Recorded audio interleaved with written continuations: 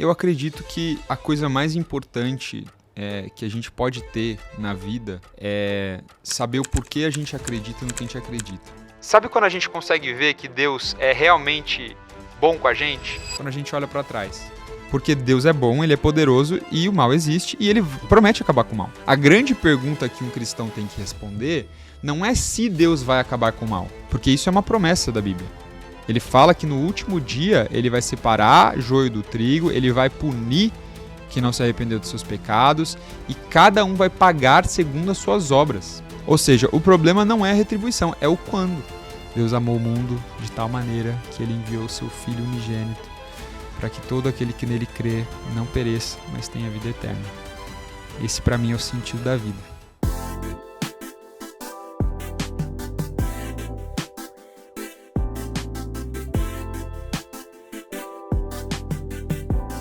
Fala pessoal, sejam bem-vindos a mais um Brunecast especial, os estagiários, não é isso, Wesley? É isso aí, Teixeira. E hoje estamos com um convidado especial. Confesso que sou muito fã dele, Você sempre me falou acesso dele. bastante os conteúdos dele. Mas faz a introdução aí pra gente. Ele é um jovem, mas apesar da pouca idade, muita maturidade, muita sabedoria, muito conhecimento. E ele é estudante de filosofia, já cursou teologia, então... Cursa teologia, né? Já cursou, já se formou. Já. Em teologia, É verdade. Não, eu confundi. Desculpa, plateia. Desculpa, não corta desculpa. não, DJ, não corta Desculpa. não. Coloca preto e branco aqui. Vai, continua. Ele é o fundador também do movimento /comunidade Fé e Razão, que conta com mais de 1.100 alunos. Ô, louco. Estamos recebendo, com muitos aplausos, a equipe JP Maia. Meu irmão. Muito bem-vindo, JP. Bem-vindo, muito Uma honra obrigado. ter você aqui com a gente. Obrigado. Antes da gente começar o nosso podcast, a gente queria te dar um presente. Pega aqui pra gente a caixa, Opa, Arthur. gosto de presente. É da nossa patrocinadora, a Minimal. Caramba! Minimal, pra quem não sabe, é a nossa patrocinadora oficial, que elas nos servem com roupas que servem bem pra quem quer se vestir bem, pra se sentir bem. Então você pode ir numa reunião importante com a roupa da Minimal. A gente, inclusive, estamos usando Minimal. Esse suéter aqui é da Minimal, tem uma linha de inverno bem legal agora rolando. E você tem um cupom de desconto porque você é um aluno, você é um inscrito aqui do Brunecast, tá bom? Tem um link na descrição, só clicar, vai lá no seu carrinho, coloca o cupom Brune. Só uma ressalva, Wesley. Mínimo, a gente já usava antes de ser patrocinado antes de ser patrocinados a gente. Então, realmente vale a pena. Assim. E a camisa que o JP tá usando, inclusive, vai usar. Inclusive. Caraca, cara, o tecido é maravilhoso, hein? É bom. Pronto. Aí, Já não precisa falar mais nada. Caramba, Então é isso aí. Muito obrigado, Minimal, por nos apoiar aqui e vambora. Cara, muito legal. Obrigado, gente. Tô feliz demais. Que Imagina. isso, prazer é nosso. Eu sou o cara dos básicos também, então eu vou usar muito isso aqui. O básico bem feito. Deixa aqui em cima mesmo. O Arthur vai pegar. Mano, pra começar, a gente queria saber um pouco mais sobre quem é o JP, como você se define, o que você faz hoje. A gente fez uma introdução, mas nada melhor do que ouvir de você aquilo que você faz e quem você é. Beleza, vamos lá. Então, eu sou um jundiaiense aqui do lado de Alphaville. Tenho 25 anos, né? E sou estudante, como vocês falaram aí, mas eu sou, acho que acima de tudo, filho de Deus, né? Fui encontrado por Deus aí quando eu tinha 17 anos, depois de um longo processo aí com a minha família, especialmente de muitas dúvidas, né? Eu sempre fui muito questionador, e não só questionador na fé, mas de tudo mesmo. Na escola, perguntava tudo para os professores. Depois do processo de conversão do meu pai, foi que eu comecei a me aproximar mais de Deus, né? E começar a pensar um pouco mais sobre isso. E foi aí quando eu comecei a estudar sobre as religiões, história das religiões, comecei a entender um pouco melhor sobre cada uma das maiores religiões do mundo. E estudando um pouco de filosofia, que já era uma área do meu interesse também, eu comecei a partir dos filósofos gregos ali, chegar na conclusão da existência de algum Deus, etc. Porque eu tive uma fase de ateu, né? Não acreditar que Deus existia, enfim. Depois eu fiquei um pouco mais agnóstico, com muita incerteza, que foi essa fase de pesquisa. E eu tive uma experiência com Deus em 2018. Foi ali que tudo mudou para mim. Então, essa é minha maior marca. Minha identidade é essa daí, né? Acima de tudo. Então, é o que me motiva no que eu faço hoje. Por que você... isso eu vejo uma característica de pessoas assim que acabam crescendo em conhecimento, principalmente em sabedoria. Isso é algo, lá desde Sócrates também, essa questão do questionamento, né? E por que você acredita que você sempre foi essa pessoa questionadora? Por que com 20 anos, 20 e poucos anos, você decidiu fazer curso de filosofia? Decidiu fazer teologia, assim, coisas que os jovens geralmente não estão muito preocupados, assim, sabe? Cara, eu também não sei explicar, assim. Hoje eu vejo isso como algo de Deus, uma missão de Deus pra mim, assim, porque desde pequeno eu sou assim, cara. Eu sempre fui assim na escola, eu sempre quis ser o cara que entendia o que o professor estava falando. Então, tinha uma matéria de física, de matemática, dava uma fórmula lá, falava, professor, mas da onde que está vindo essa fórmula? O que tá por trás disso, né? E em biologia também, eu lembro quando eu comecei a estudar evolução na escola, eu estava no ensino fundamental, e eu perguntava tudo, eu queria entender especiação, nunca me esqueço, quando eu comecei a aprender sobre especiação, que é uma parte da evolução muito importante, que eu perguntava, professor, mas me explica isso melhor, e eu quero entender isso, porque, obviamente, no ensino fundamental, o professor não vai dar detalhe de tudo, né? E aí eles me passavam livros, me passavam artigos, então eu ia para casa e estudava, era o que eu gostava, assim, né? Além de videogame também, que eu gostava bastante. Então, é uma coisa que tá em mim, cara, eu não sei explicar. E eu entendo hoje isso como uma coisa que Deus me deu mesmo. E hoje você fazendo teologia, filosofia, por que a pessoa de casa deveria ser uma pessoa que se pergunta? Principalmente para nossa fé, né? Por que ela não deveria simplesmente acreditar no cara no púlpito falando? Por que ela deveria estudar? Eu acredito que a coisa mais importante que a gente pode ter na vida é saber o porquê a gente acredita no que a gente acredita. E ali, acima de tudo, a gente saber quem nós somos, o que nós acreditamos, o que não acreditamos, por que nós somos de uma forma, por que nós somos de outra. O porquê das coisas, eu acho que é uma das coisas mais importantes que a gente pode ter na vida. Essa pergunta incessante do porquê isso, porquê aquilo. E é isso que me move hoje. Eu sei explicar para alguém por que eu sou cristão, de um ponto de vista racional. Ainda que eu entenda que nem tudo é sobre uma explicação racional, perfeita, eu posso falar das minhas experiências espirituais com Deus também, eu sei que isso é verdade. Eu posso explicar para alguém racionalmente, porque apesar das minhas experiências espirituais, o cristianismo é verdadeiro para mim. Porque Deus existe e não porque ele não existe. Porque apesar do sofrimento do mundo, eu continuo acreditando nisso.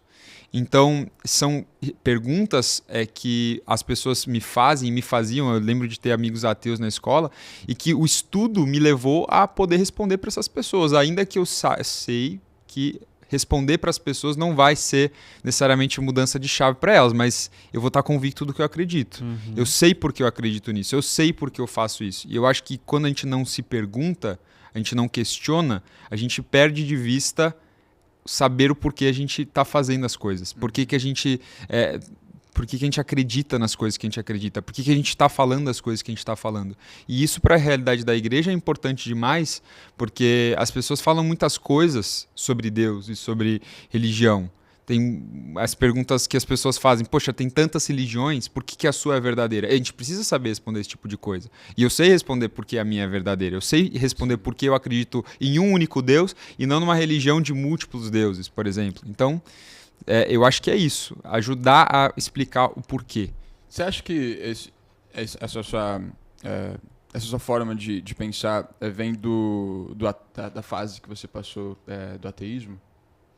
Eu acho que tem muito a ver com isso também, porque quando eu estava nesse período, e ninguém sabia disso, né? Era uma coisa muito guardada, porque eu ia para a igreja com os meus pais, só que eu tinha muita raiva, eu ficava irritado de estar lá, eu olhava para o pastor no púlpito e eu não queria estar ali, eu ficava debatendo na minha cabeça sobre o que ele estava falando.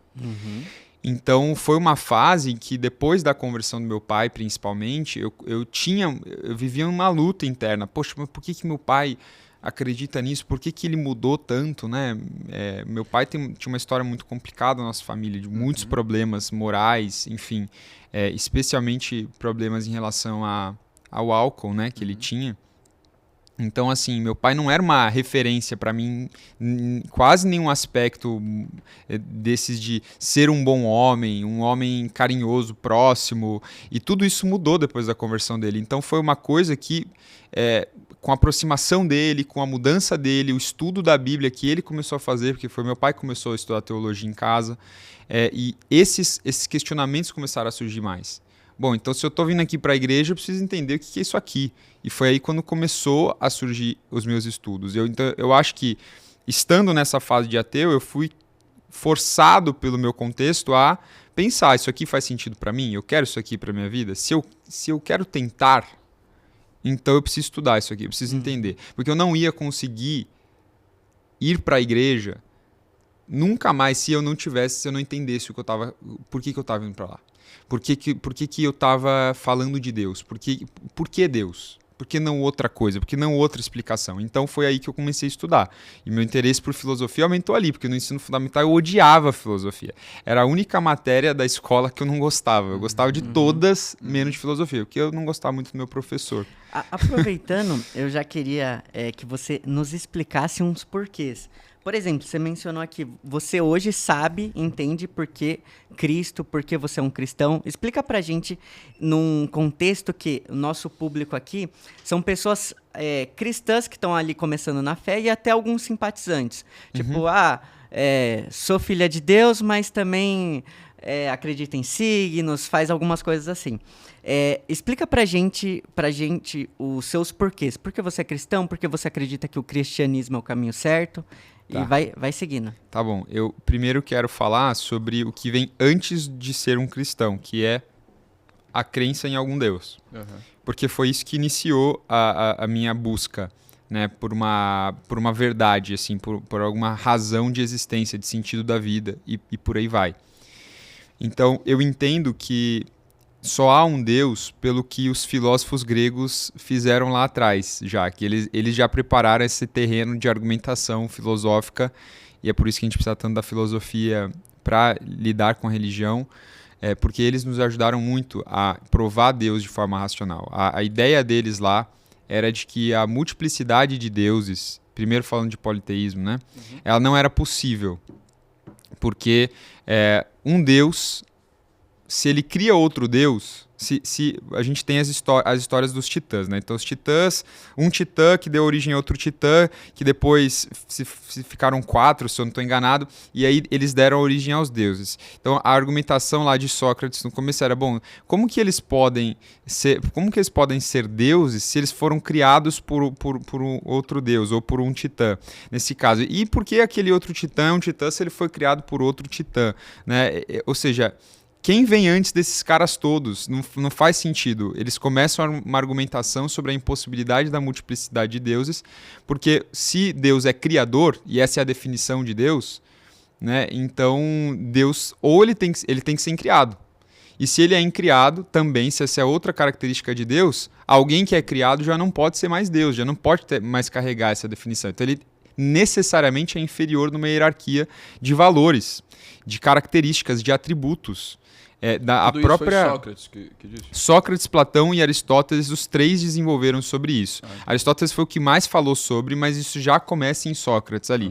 Porque Sócrates é um caso mais interessante porque ele foi condenado à morte por conta da corrupção da juventude que envolvia ideias que na época seriam consideradas ateístas, né, ou antirreligiosas, justamente porque a maioria dos gregos acreditava na multiplicidade de Deus, né? Então, uma das razões pelas quais Sócrates é condenado é por não acreditar na multiplicidade de Deus. Ele não conseguia ver sentido racional nisso. E aí essa é uma das explicações. Existem outras também, mas aí para encurtar, essa é uma das minhas favoritas. Então, isso me convenceu de que politeísmo não fazia sentido. Eu falei, poxa, isso tem um embasamento, isso é verdade. Então, Deus ele precisa ter atributos que não podem ser multiplicados em outros que seriam inferiores a ele. Essa questão da hierarquia de valores, de características, etc. E, na verdade, que seria uma questão anterior até, essa questão da existência de Deus. E ela quem eu acho que desenvolveu melhor foi Aristóteles. Depois, quem desenvolveu de forma melhor essa argumentação foi Tomás de Aquino ali no período da Idade Média. Mas Aristóteles ele tinha o argumento das causas, né, para falar sobre Deus. E de forma muito, muito resumida, a ideia de movimento dele lá é a passagem da potência para o ato, né, para Aristóteles. Então ele define movimento dessa forma. Algo está em potência, então este copo aqui está em potência, e o movimento é quando ele passa da potência para o ato. Então eu movimento esse copo, né, eu mudo a posição dele. Isso para Aristóteles é movimento, né? Então, quando Aristóteles vai falar sobre a existência de Deus, ele fala sobre algo que é incausado, que não está em potência, mas que é ato puro. E isso seria Deus, né? Aquilo que dá origem a todas as outras causas, a causa primeira. Então, se você faz uma regressão infinita de causa e de efeito, né, para as coisas, então chega no momento em que o universo se dá a existir, uma causa material, temporal, né, espacial, você precisa ter algo que cria isso, que dá origem a isso. E aí é a ideia de Deus para Aristóteles. Seria um primeiro motor imóvel. Imóvel porque ele justamente é um ato puro, ele não está em potência, né? Então, para Aristóteles, essa explicação de uma causa primeira é o que a gente vê como a primeira explicação de Deus. Não é um Deus pessoal, não é o Deus cristão ainda, né? Não é o Deus de Jesus, mas é uma causa primeira, é algo que explica a origem do universo, a origem da vida. Divino, né? Exato, é algo transcendente, que transcende matéria, transcende espaço, transcende tempo. Ele é a causa do tempo, do espaço, da matéria. Né? Então, essa é a explicação de Aristóteles, é o argumento das causas, a gente fala. Né? Existem outros argumentos também, mas esse foi um argumento que me pegou muito e eu nunca consegui desver esse argumento. Assim. Fala, poxa, precisa existir uma causa para todas as coisas de fato. E essa causa não pode ser temporal, não pode ser espacial, não pode ser material. Né? Ela precisa... Se ela cria essas coisas, se isso se dá em algum ponto da história, algum ponto temporal, então deve existir algo anterior a isso que causa essas coisas e isso, portanto, é Deus. Por que você acha que os seres humanos sempre estão buscando uma divindade, assim? Porque isso desde dessa época que você estava citando, era por razão, principalmente na Grécia. Uhum. E mesmo assim, eles estavam procurando um ser divino, estavam procurando vários deuses. Por que você acha que o ser humano sempre tem essa busca? Bom, a explicação cristã para isso está lá em Provérbios, o Eclesiastes, que Deus fala que há um anseio pela eternidade dentro de cada pessoa. Né? Uma fagulha da eternidade dentro de cada pessoa. É como se Deus colocasse no DNA do ser humano a ligação para ele. Né? Religião, inclusive, vem da palavra latina religare, né? de conexão mesmo com o divino. A ideia de Gênesis, lá quando Deus cria Adão e Eva, ele cria eles para se relacionarem com ele. Adão e Eva são a coroa da criação. A Bíblia fala porque o homem é a coroa da criação, porque o homem humanidade. Uhum. Porque é a pessoa que é feita à imagem de Deus. Até então, a gente tinha ali animais, tinha plantas, tem água, tem os minerais, você tem toda a estrutura do universo, iluminação, né, o sol, calor, mas você não tem quem é parecido com Deus, quem é reflexo de Deus, e isso é o ser humano. Né? Então a teologia cristã responde isso porque o ser humano foi feito reflexo de Deus, foi feito imagem de Deus. Então em todo ser humano tem a imagem de Deus e por isso a gente tem algumas características compartilhadas, né? A gente tem racionalidade, a gente tem, a gente ama as coisas, a gente prioriza as coisas. Nenhum animal tem essas características que o ser humano tem, que a gente vai falar, por exemplo, em relação à determinação de desejos. Um cachorro, quando está na rua, ele faz o que ele quer, ele não pensa em respeito, em etiqueta. O ser humano não, ele pode deliberar sobre os sentimentos, sobre os desejos dele. A gente tem capacidade de regular aquilo que a gente está sentindo. Os animais não, eles são puro instinto, né? E o ser humano não, ele pode barrar o instinto dele, pode barrar os desejos desenfreados, né, que surgem dele. Então, eu acho que é isso que explica. Na teologia cristã, a gente é imagem desse Deus que pensa, que ama, que se relaciona, e por isso a gente tem esse DNA dele, né? Essa busca que está ligada a ele. Você estava comentando que quando você estava estudando, você começou lá nos filósofos, nessa ideia que precisa existir algo maior. E como que eles chegaram até esse maior é Deus e é o Deus que nós conhecemos hoje? Se a gente for para... E aí, essa é a outra parte da explicação, né? Então, eu precisei entender. Bom, agora eu sei que existe um Deus. Eu sei que isso é o mais racional. Mas, só colocando uma pausa aqui. Mas esse Deus não era o nosso Deus ainda. Precisa existir algo. Para os gregos, não era o Deus cristão. Eles certo. não... Mas existia a teoria de que podem ser vários. Ou tinha que ser um. Não, eu entendo que no período deles não tinha essa concepção personalista de Deus, né? Como esse Deus cristão que se relaciona, etc. Eles não tratavam dessa forma. Tratavam como um único Deus. Então, no período grego ali, tem até outras discussões sobre isso, né? Bom, se eles chegaram nessa conclusão, mas ainda não tinha o evangelho, como é que isso se dava?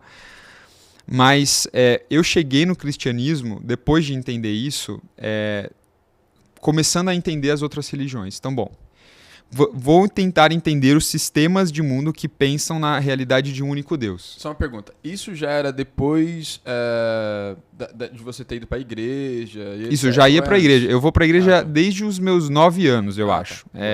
Só para entender. Mas assim, eu ia para a igreja e não acreditava naquilo. Não fazia muito sentido para mim. E aí foi com uns 15 anos, mais ou menos, que eu comecei a estudar sobre isso, filosofia, né? Então foi quando eu entrei no ensino médio. Se tornou um assunto do meu interesse. Começou um pouco com essa questão do meu pai, de eu olhar muito para ele ali e falar, bom, eu preciso me resolver sobre isso aqui, porque na minha casa todo mundo acredita em Deus, eu preciso decidir se eu acredito nisso aqui também. Então foi tudo muito solitário, né? Eu nem falei com ninguém sobre isso na época, foram pesquisas e leituras sozinhos, assim. Então, quando eu entendi que se fazia sentido Deus existir, né, ou uma causa primeira existir, pelo menos, até então eu não tinha chegado na certeza de que era o Deus cristão, então eu preciso buscar os sistemas de mundo que pensam que há um único Deus, né, então eu já elimino os politeístas, tá, as religiões politeístas e pensamentos politeístas não fazem mais sentido para mim. E existiram outros argumentos, né? Eu falei para vocês aqui do argumento de causalidade, mas existem muitos outros também, então eu fui estudando eles, e aí eu cheguei nas religiões, né? Cheguei nas religiões e também cheguei até no deísmo também, que era, vamos dizer assim, uma visão de mundo. Ele não é exatamente uma religião, não tem igrejas sobre deísmo, enfim, mas o deísmo é quem acredita que Deus existe, mas ele não se relaciona com o mundo. Seria muito mais parecido talvez com isso que os gregos acreditavam lá atrás, né? Então, um Deus isolado lá. Um Deus isolado. É um Deus que não toca no mundo. Ele criou tudo, mas ele não mexe no mundo. Então, é o deísmo. Eu comecei a estudar o deísmo e comecei a estudar as outras religiões. E outra coisa que acabou acontecendo comigo também lá era, bom, se Deus existe e se tudo é causado por ele, então o sentido das coisas deve também estar ali. Deve ser dado também por ele. Ele é o criador de tudo, então, poxa, se ele criou algo para um sentido, para algum propósito, para alguma finalidade. Isso também vem de Aristóteles, né? A questão de Aristóteles falava de que algo que é criado, ele é criado para alguma finalidade. Uma faca, ela não é criada sem razão nenhuma, sem propósito nenhum, sem objetivo nenhum. Então, quando você está cortando alguma coisa, né, uma fruta, por exemplo, você está cumprindo o propósito da faca, mas a faca também pode ser usada, por exemplo, para matar uma pessoa, para machucar uma pessoa, enfim. E tudo isso não diz respeito à origem do porquê aquela faca foi criada, né? Então, pensa-se em alimentos e não em machucar uma pessoa, mas ela pode ser usada dessa forma também. Então, Aristóteles também fala sobre isso, finalidade das coisas, né? E foi quando eu comecei a procurar também sobre o sentido da vida. Então, bom, se Deus existe, eu preciso entender a finalidade de Deus ter criado as coisas. No deísmo, essa explicação não existia. E isso me deixou angustiado. Eu falei, poxa, eu já acredito que Deus existe. Agora, ele criou todas as coisas sem uma finalidade específica, porque ele não se relaciona com essa criação, ele não tá aqui para dizer. Porque se esse Deus existe e ele não se relaciona, então eu nunca vou conseguir conversar com ele, me relacionar com ele para entender a finalidade de tudo que ele criou. Então, os sofrimentos no mundo, as mortes, as coisas terríveis que acontecem e também as coisas boas que a gente não explica, não tem uma explicação absoluta. Depende, então, tudo da minha interpretação e eu queria fugir do relativismo, porque para mim já não fazia mais sentido. O relativismo ele acabou para mim com uma pergunta de um professor meu de filosofia, que foi fatal, assim. Ele falou assim, bom, você acredita então que tudo é relativo? Uma vez um amigo meu tava com essa dúvida, e aí, sim, eu acredito que tudo é relativo. E aí aquilo ficou na minha cabeça, então por muito tempo eu acreditei nisso. E aí um dia, esse professor de filosofia, ele estava numa sala pra gente e falou assim, olha os relativistas, né? Como eles acreditam em algo absurdo, algo contraditório. E aí eu fiquei pensando, deixa eu ver como é que ele vai provar que o relativismo é contraditório, né? Porque de fato existem muitas perspectivas, existem muitas opiniões sobre as coisas. Então como que eu vou saber se algo é realmente absoluto, né? Nesse sentido. E aí ele falou assim, quando você pergunta para um cara que ele diz que nada é verdade absoluta, então não existe verdade absoluta. Tudo é relativo. Se eu pergunto para essa pessoa, isso que você acabou de dizer é uma verdade absoluta? Se ele responder que sim, então o próprio argumento dele se destrói. Legal. Porque não existe verdade absoluta. Pera, isso é uma verdade absoluta? Se então existe pelo menos uma verdade absoluta. E o seu argumento já não faz mais nenhum sentido. Então, esse argumento dele, assim, né, nessa aula, foi uma pergunta tão simples. E eu falei, caramba, eu nunca pensei nisso, né? Então, o relativismo, para mim, óbvio que isso não é a única coisa que destrói o relativismo, mas essa pergunta foi onde iniciou ali. Eu falei, caramba, realmente, né? Essa frase, ela não faz sentido nenhum para mim. Então, o relativismo não era uma coisa mais que eu procurava. Eu comecei a entender que existem verdades, existem coisas objetivas no mundo. Eu não posso dizer que isso aqui pode ser uma água, isso aqui é uma água. Eu vejo coisas no mundo e eu sei que elas são de determinada forma, então o relativismo não foi uma saída para mim. E aí, quando o deísmo parou de fazer sentido, porque ele não me dava o sentido de nada, eu comecei a procurar as religiões. Então, o cristianismo era uma dessas religiões, o judaísmo é uma dessas outras religiões, e o Islã, se a gente for pegar as três maiores, existem outras monoteístas? Existem, mas essas são as mais influentes. Se você vai estudar um pouco mais a fundo a história das religiões, elas são todas influenciadas por essas três, de alguma forma. E foi ali que eu, estudando sobre o judaísmo, e estudando sobre o cristianismo e tentando entender, porque, os judeus têm a parte do Antigo Testamento, os cristãos têm a parte do Antigo e do Novo, eles não têm só o Antigo, mas eles não desprezam o Antigo, então como eles lidam com aquilo que para os judeus não é verdadeiro, né? Então os judeus não acreditam que Jesus era o Messias, e essa investigação começou a me pegar muito ali, né? Antes de eu ir para o Islã, de eu estudar o Islã, comecei a fazer essa comparação, e eu comecei a olhar pelos próprios evangelhos, que eram muito confiáveis documentariamente, assim, porque se você estuda a manuscritologia, que é uma área acadêmica que estuda textos antigos e etc., quando você pega a Bíblia é o livro mais confiável do mundo do ponto de vista arqueológico. O deserto de Qumran, lá, eu estive lá no passado, em Israel, é uma área arqueológica que foi encontrada em 1950 por um arqueólogo, se eu não me engano, inglês, e ele encontrou lá mais de 5.000 manuscritos antigos da Bíblia. E até então, a Bíblia era um livro muito descredibilizado na academia, porque não se tinha tantas cópias antigas do Antigo Testamento como se encontrou no deserto de Qumran. Então você tem textos inteiros de Isaías nessas cavernas que foram encontrados, que eram datados de mais de 1.000 anos antes de Jesus, e que até então não se tinha nada disso. Caramba. Então foi a descoberta arqueológica mais importante do século XX, essa do deserto de Qumran, e a Bíblia ela começou a ser estudada novamente dentro das universidades e ser muito mais credibilizada do que ela era. Então, eu até chorei quando eu estive lá, foi uma experiência muito forte que eu tive, porque quando eu comecei a aprender sobre isso, né, sobre a confiança do escrito bíblico, etc., se não tinha sido adulterado, porque essa é uma dúvida das pessoas, né? Adulteraram a Bíblia ao longo dos tempos. Isso provou lá em 1950 que não era dessa forma, porque até então ainda se tinha só, sei lá, um papiro do 3º século. Mas peraí, 300 anos depois que Jesus morreu, aí e assim, mais de 1000 anos depois que Isaías morreu, que vários dos autores do Antigo Testamento morreram, aí é muito fácil, né? Você pode ter adulterado isso desse tempo. Não, no deserto de Qumran a gente teve essa descoberta maravilhosa. E aí, então, eu comecei a ler os evangelhos e entender ali que Jesus ele era um judeu, mas que tinha uma compreensão muito forte, muito boa do Antigo Testamento, da lei. Ele sabia muito de Antigo Testamento.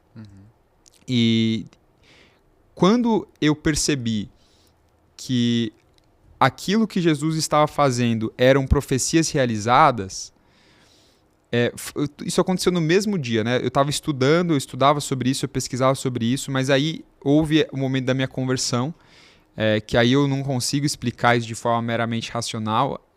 Então, claro que mesmo sendo um apologeta, um filósofo, eu acredito que existem experiências espirituais também, e foi o que aconteceu, eu acredito, no meu coração.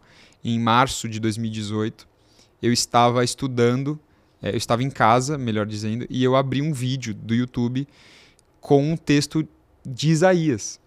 Curiosamente, né? O livro de Isaías é um dos livros mais importantes dos achados no deserto de Qumran, e, curiosamente, estava lendo um texto de Isaías. E era um texto de Isaías 53. Então, essa pessoa do vídeo, a Roberta, ela lia esse texto. Isaías 53 é uma profecia sobre Jesus, claro, assim, quem não lê Isaías 53 e não consegue enxergar Jesus, assim, é alguma falta muito grande, assim, porque é nítido o que é dito lá sobre Jesus. E ele fala sobre um homem de dores, um homem que pelas pisaduras dele nós seríamos sarados, que foi reputado como aflito, ferido de Deus e oprimido. E ele começa a falar sobre aquele por quem os pecados são pagos para que o povo tenha paz com Deus. Tudo que Jesus fala, tudo que acontece nos evangelhos posteriormente. Então ali eu tive uma experiência muito forte. Foi a minha primeira experiência. Eu nunca tive nenhum sentimento em relação a Deus, nenhum arrepio, nada. Aquele dia em que Isaías 53 foi lido para mim, não foi nem pregado só, porque ela só leu, foi na leitura do texto. É como se meus olhos estivessem abertos. Eu falei, caramba, um texto do Antigo Testamento falando sobre Jesus. E eu comecei a entender que diversas passagens do Antigo Testamento já eram profecias realizadas sobre Jesus. Haviam mais de 100. E eu comecei a ver uma atrás da outra, em Isaías, diversas coisas. O livro de Mateus, inclusive, é Mateus, o discípulo de Jesus, provando para os judeus, né? Porque Mateus foi escrito para judeus, que Jesus é o Messias. Ele cita diversas vezes passagens do Antigo Testamento. Então eu comecei a ver essas conexões. Eu falei, poxa, então me parece que Jesus de fato foi o cumprimento dessas profecias messiânicas judaicas. Então o cristianismo realmente me parece fazer muito mais sentido. Certo. E por que, nesse assunto ainda? Nesse assunto também. Por que acreditar, por que você prova pra gente que Jesus realmente era o Messias? Porque, segundo o que você falou, ele poderia, trazendo na mesa algumas ideias aqui, ele poderia ser só um homem, um pensador, que falou bonito, falou sobre amor, nanana. Por que você acreditou que ele ressuscitou? Eu acho que a primeira explicação... Essa é a maior razão da nossa fé, com né? Certeza, então... com certeza. Eu acho que, assim, a primeira razão que eu posso dar, ela não vai ser filosófica. E isso talvez seja um pouco frustrante para algumas pessoas que estejam esperando assim, a minha conversão ela é puramente um exercício da minha intelectualidade. Não acredito nisso. Eu acredito que no cristianismo se tem uma experiência de relação com Deus, de relacionamento. E o relacionamento com alguém que é espírito, né? Porque a Bíblia fala que Deus é espírito, ela não pode se dar somente pelas vias da minha razão. né? Ainda que eu não é que eu sinto Deus toda hora, não é sobre isso, mas eu tive uma experiência de fé que eu acredito que ela está para além do meu exercício intelectual e racional. Eu estava fazendo isso já há um tempo. Ainda sem sentir nada, sem experimentar nada de Deus, sem não ter alguma relação. Então, eu acho que a pregação da palavra, como o Paulo fala, né? Como crerão se não há quem pregue. Então, a pregação da palavra, ou seja, a Bíblia exposta ali para mim, foi o que fez Deus me dar essa experiência de fé. E eu tive fé a partir dessa experiência que eu tive com Deus ali pela palavra. Então, eu diria que essa é a explicação mais fundamental.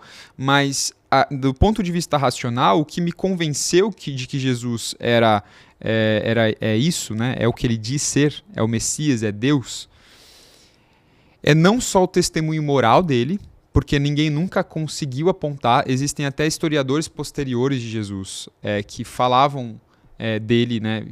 Estudavam a vida de Jesus e tal. Você tem Flávio Josefo, por exemplo, que era um judeu muito, muito importante para falar sobre a vida de Jesus. E você não encontra falhas morais em Jesus. Você não encontra ninguém falando. Sempre o que você vê são difamações, calúnias sobre o que ele estava fazendo. Então, esse homem tá curando, mas é por demônio.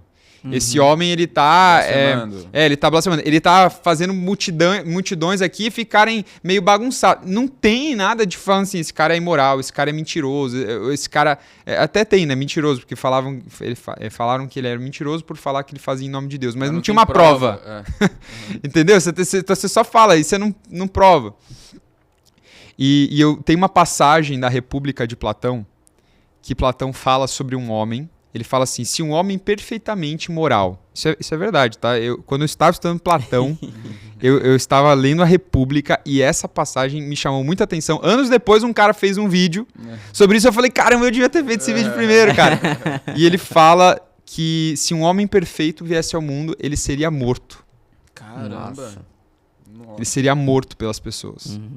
E ele não fala especificamente de crucificação, mas ele fala de perseguição, fala de calúnia.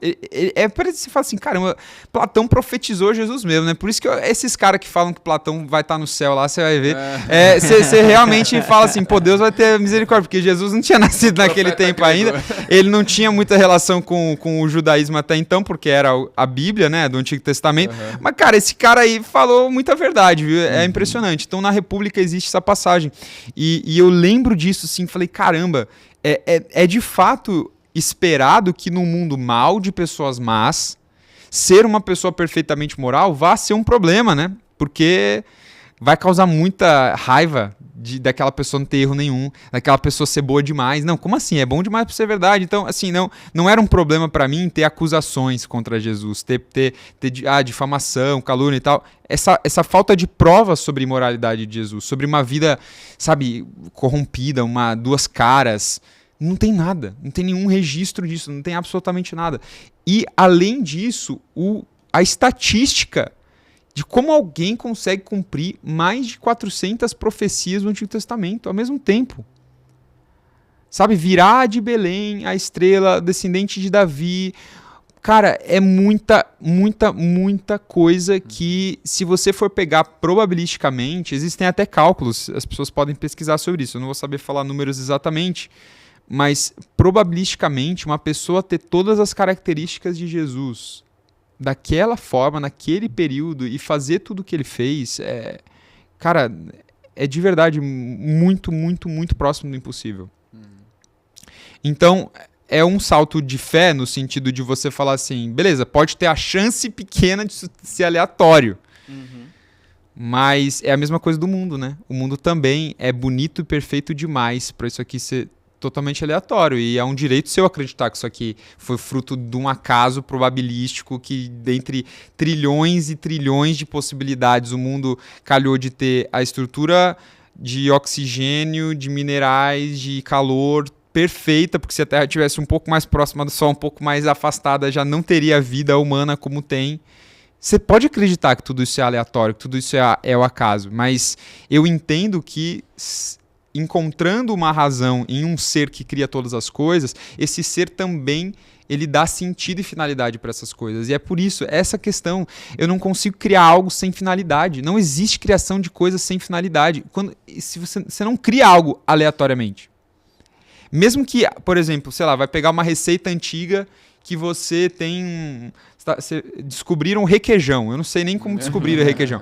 Mas estavam fazendo alguma coisa e deu errado. Acho que até a questão do queijo é um pouco assim, da história do queijo em si. Porque, o queijo fica lá tanto tempo para maturar e para ficar bom do jeito que ele é. Como que alguém descobriu isso? Enfim, não foi a intenção criar o queijo em si, mas a pessoa estava intentando criar alguma outra coisa. Ela estava intentando fazer outra coisa com aquilo. Ninguém levanta sem ter uma intenção, sem ter uma finalidade. Ninguém trabalha sem uma finalidade. Ninguém toma água sem uma finalidade. Não existe nada que o ser humano faça sem uma finalidade. Não existe criação de nada no mundo sem finalidade. Então, se há um criador, existe finalidade. E por isso, tudo isso passou a me fazer mais sentido. O mundo não pode ser aleatório, não pode ser fruto de algo que não tem explicação. Então tudo isso foi me apontando para o cristianismo eu fui querendo sanar essas dúvidas e falar, cara, eu preciso de sentido, eu preciso de finalidade, não faz sentido estar no mundo aqui sem uma finalidade, sem uma razão de ser das coisas. E mesmo que exista sofrimento, mesmo que existam coisas que eu não entendo, deve existir uma finalidade para todas as coisas, porque Deus existe. Então, foram muitas coisas ao mesmo tempo. É muito complexo. Eu tento fazer uma cronologia, mas são muitos argumentos, são muitos pensamentos, são muitas dúvidas. Eu não deixo de ter dúvidas sendo cristão, mas muitas das minhas perguntas já foram respondidas. E eu tenho uma satisfação de tê-las respondidas hoje em dia, sabe? Então, essa questão da messianidade de Jesus, da divindade dele, é isso. Bom, são relatos de pessoas, de várias pessoas diferentes falando da mesma coisa, e aí que eu entro no Islã, que é um tema um pouco mais polêmico e delicado, mas o que não me faz ser muçulmano hoje é exatamente a pessoa de Jesus. E o que se diz sobre Jesus no Islã, que começou ali a partir do profeta Maomé no 4º século depois de Cristo. Então o Islã é mais novo do que o cristianismo, vamos dizer assim, temporalmente. Mas que tem premissas sobre Jesus absolutamente diferentes. Então eu fiquei entre Jesus e o Islã, vamos dizer assim, porque para os muçulmanos Jesus é só um profeta. Ele é um profeta importante, ele até vai voltar, eles têm uma escatologia um pouco parecida assim com algumas coisas da Bíblia. Então Jesus vai voltar para os muçulmanos, inclusive, mas ele vai voltar para continuar o processo de pregação da mensagem de Maomé. Porque Jesus não é Deus para eles. Uhum. Jesus não morreu na cruz para os muçulmanos. Eles acreditam que isso foi uma mentira, etc. E existem dados, existe história, documentação comprovada disso. De historiadores que nem eram cristãos. Os cristãos morreram porque eles viram Jesus ressuscitar. As perseguições com os cristãos começam depois da ressurreição de Jesus. Uhum. A morte deles, o apedrejamento, por exemplo, de Estevão, os cristãos serem colocados em estacas e serem queimados pelo Império Romano, tudo isso aconteceu depois da ressurreição de Jesus. Por quê? Porque os discípulos ficaram desanimados após a morte de Jesus. Quando ele ressuscita, o desânimo deles, porque sim, todos estavam tristes, eles falaram, Jesus ensinou um monte de coisa e agora ele morreu, ele não é mais nada. Então ele ressuscita, e quando Jesus ressuscita, o que acontece? Eles ficam, caramba, Jesus ressuscitou, ele venceu a morte. Então agora a gente vai viver por essa verdade, ele voltou para os céus. Então, diferente de quando um muçulmano morre para, por exemplo, ter o céu e para ter as bênçãos de Alá, os cristãos naquela época, eles morreram por algo que eles viram. E não simplesmente por acreditarem. Tem muita gente que confunde, acha que o mesmo motivo pelo qual os cristãos foram martirizados é o mesmo cristão pelos quais muçulmanos foram martirizados, ou ainda são. Mas são razões totalmente distintas. Os discípulos morreram porque eles viram Jesus ressuscitar. Não porque eles acreditavam que no céu eu vou ter algo melhor. Não era. Inclusive Paulo falava, né, assim, que ele preferia morrer e estar com Cristo, mas ele não morre porque quer uma recompensa no céu, mas porque ele tem certeza de que Jesus está vivo e ressuscitado. Paulo fala que se não fosse... Se Jesus não ressuscitar, a nossa fé é em vão a nossa esperança, é em vão aquilo que a gente acredita. Por quê? Porque tudo está pautado no fato de que Jesus ele inverteu o Gênesis. Boa. Porque no Gênesis o que acontece? Adão e Eva, eles recebem uma ordem de Deus, eles comem do fruto, ou seja, desobedecem, e eles morrem, porque é a consequência deles morrerem. Jesus, ele inverte essa ordem por quê? Porque ele recebe a ordem do Pai de morrer, ele obedece ela até o fim. A Filipenses capítulo 4 ou 2 fala que ele foi obediente até o fim, até a morte e morte de cruz. E por obedecer, ele morre. Às vezes você fala assim, pô, mas Jesus ele recebeu, ele morreu, mas ele não desobedeceu a Deus. E é aí que começa a inversão. Por quê? Porque a morte dele é uma morte voluntária. Jesus está lá na cruz porque ele quer. E quando Pedro está lá com os soldados no jardim de Getsemane, Jesus ele fala assim, Senhor, eu vou te proteger. Ele vai, corta a orelha do soldado. E aí Jesus fala assim, afasta-te de mim, Satanás, porque se eu quisesse, eu mandaria uma legião de anjos agora e eles me protegeriam. Mas Jesus fala, esta é a minha hora. Ou seja, Jesus ele vai para a cruz na teologia cristã porque ele quer obedecer o Pai. Se ele não quisesse, ele não precisava ir para lá. Ele poderia se proteger de tudo que ele sofreu. Ele estava lá voluntariamente. E por estar lá voluntariamente é que a morte dele faz mais sentido, porque ele não morre como Adão e Eva morreram, no sentido de morte espiritual e depois morte física. Ele morre a morte física porque o plano dele era receber a punição pelos nossos pecados. Então, diferente de receber a punição pelos pecados que ele mesmo cometeu, ele recebe a punição pelos pecados que aqueles que creem no nome dele cometeram. Então, quando ele ressuscita, ele vence a consequência do pecado. Ele vence a consequência do Gênesis, é por isso que ele inverte o Gênesis. Então, aquilo que era o fim da humanidade, perfeita e maravilhosa, que Deus tinha criado, né, boa, agora é algo... agora não é mais... A consequência ruim ela é revogada. Ela é revogada porque Jesus vence a consequência. Ele passa por aquilo sem ter pecado nenhum e ainda vence a consequência. E aquilo abre a nossa reconciliação com Deus, o perdão dos nossos pecados, a vida eterna. Ou seja, que é o oposto dessa morte que acontece lá no Gênesis. Então, é por isso que eles morrem. Eles morrem por causa de algo que eles viram, concreto.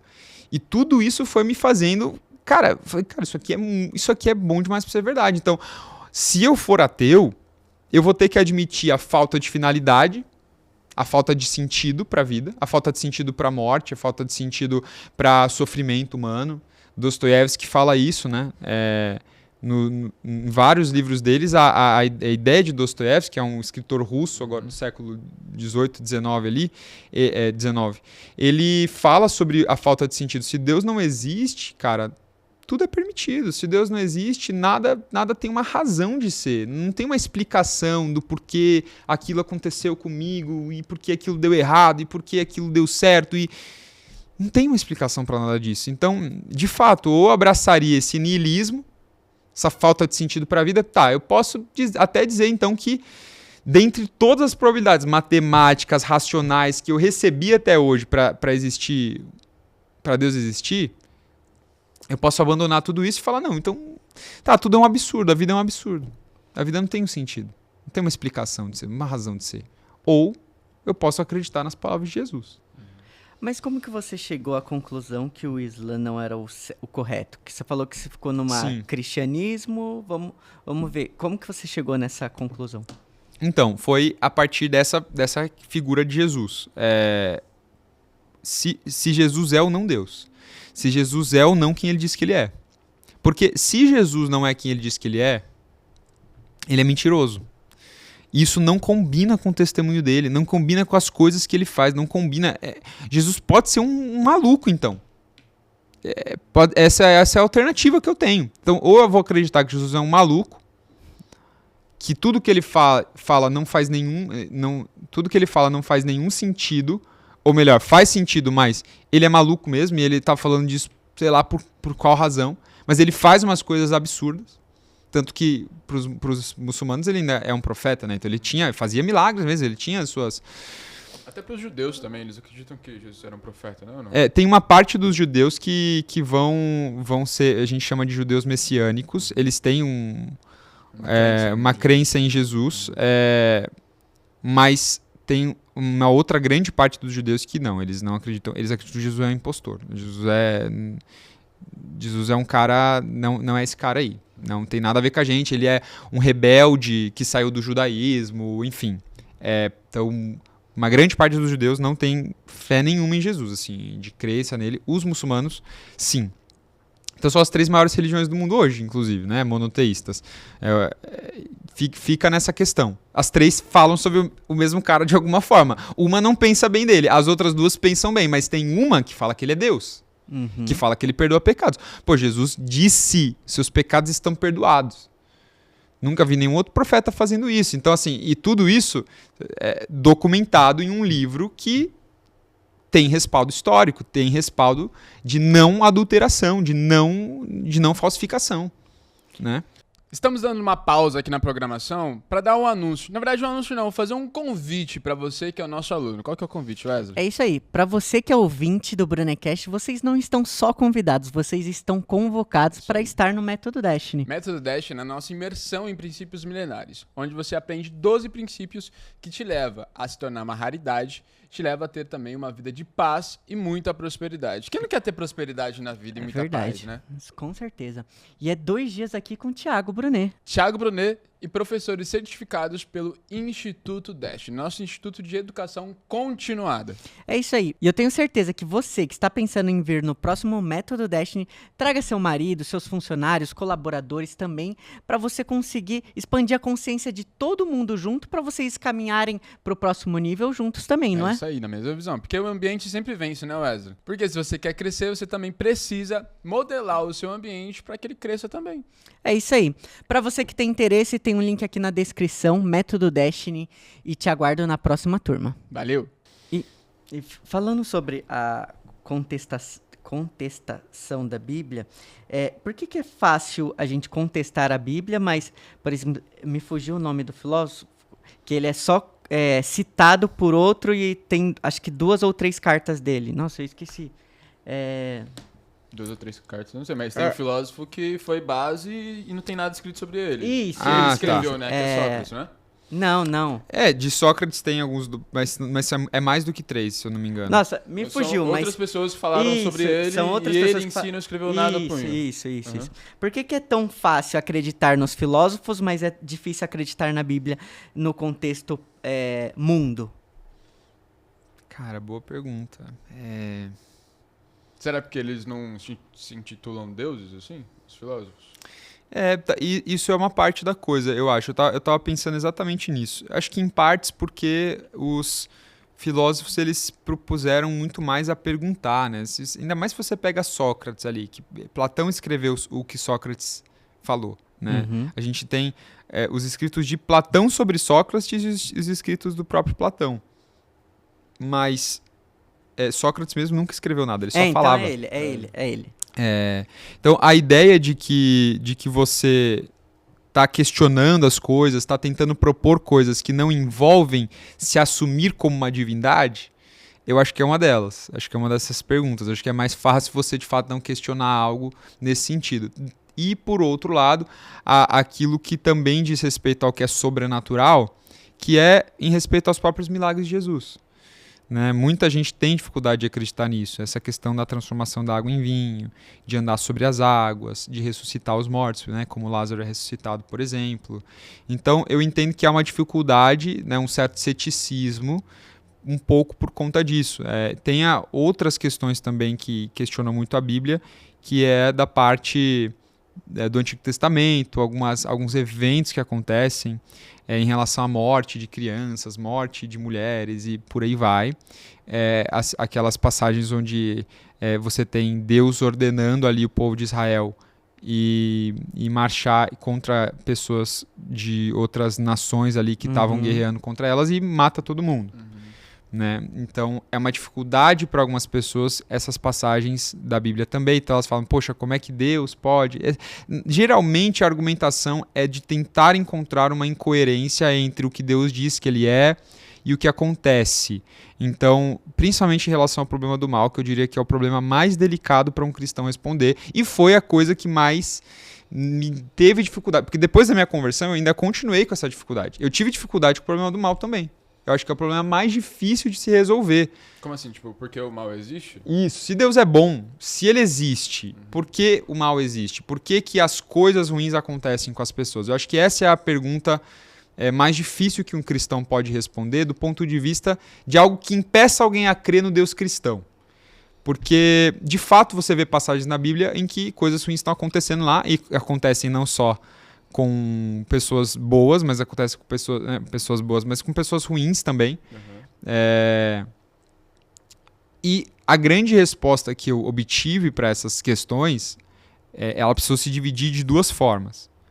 E foi aí que a Bíblia começou a se tornar um pouco mais confiável para mim.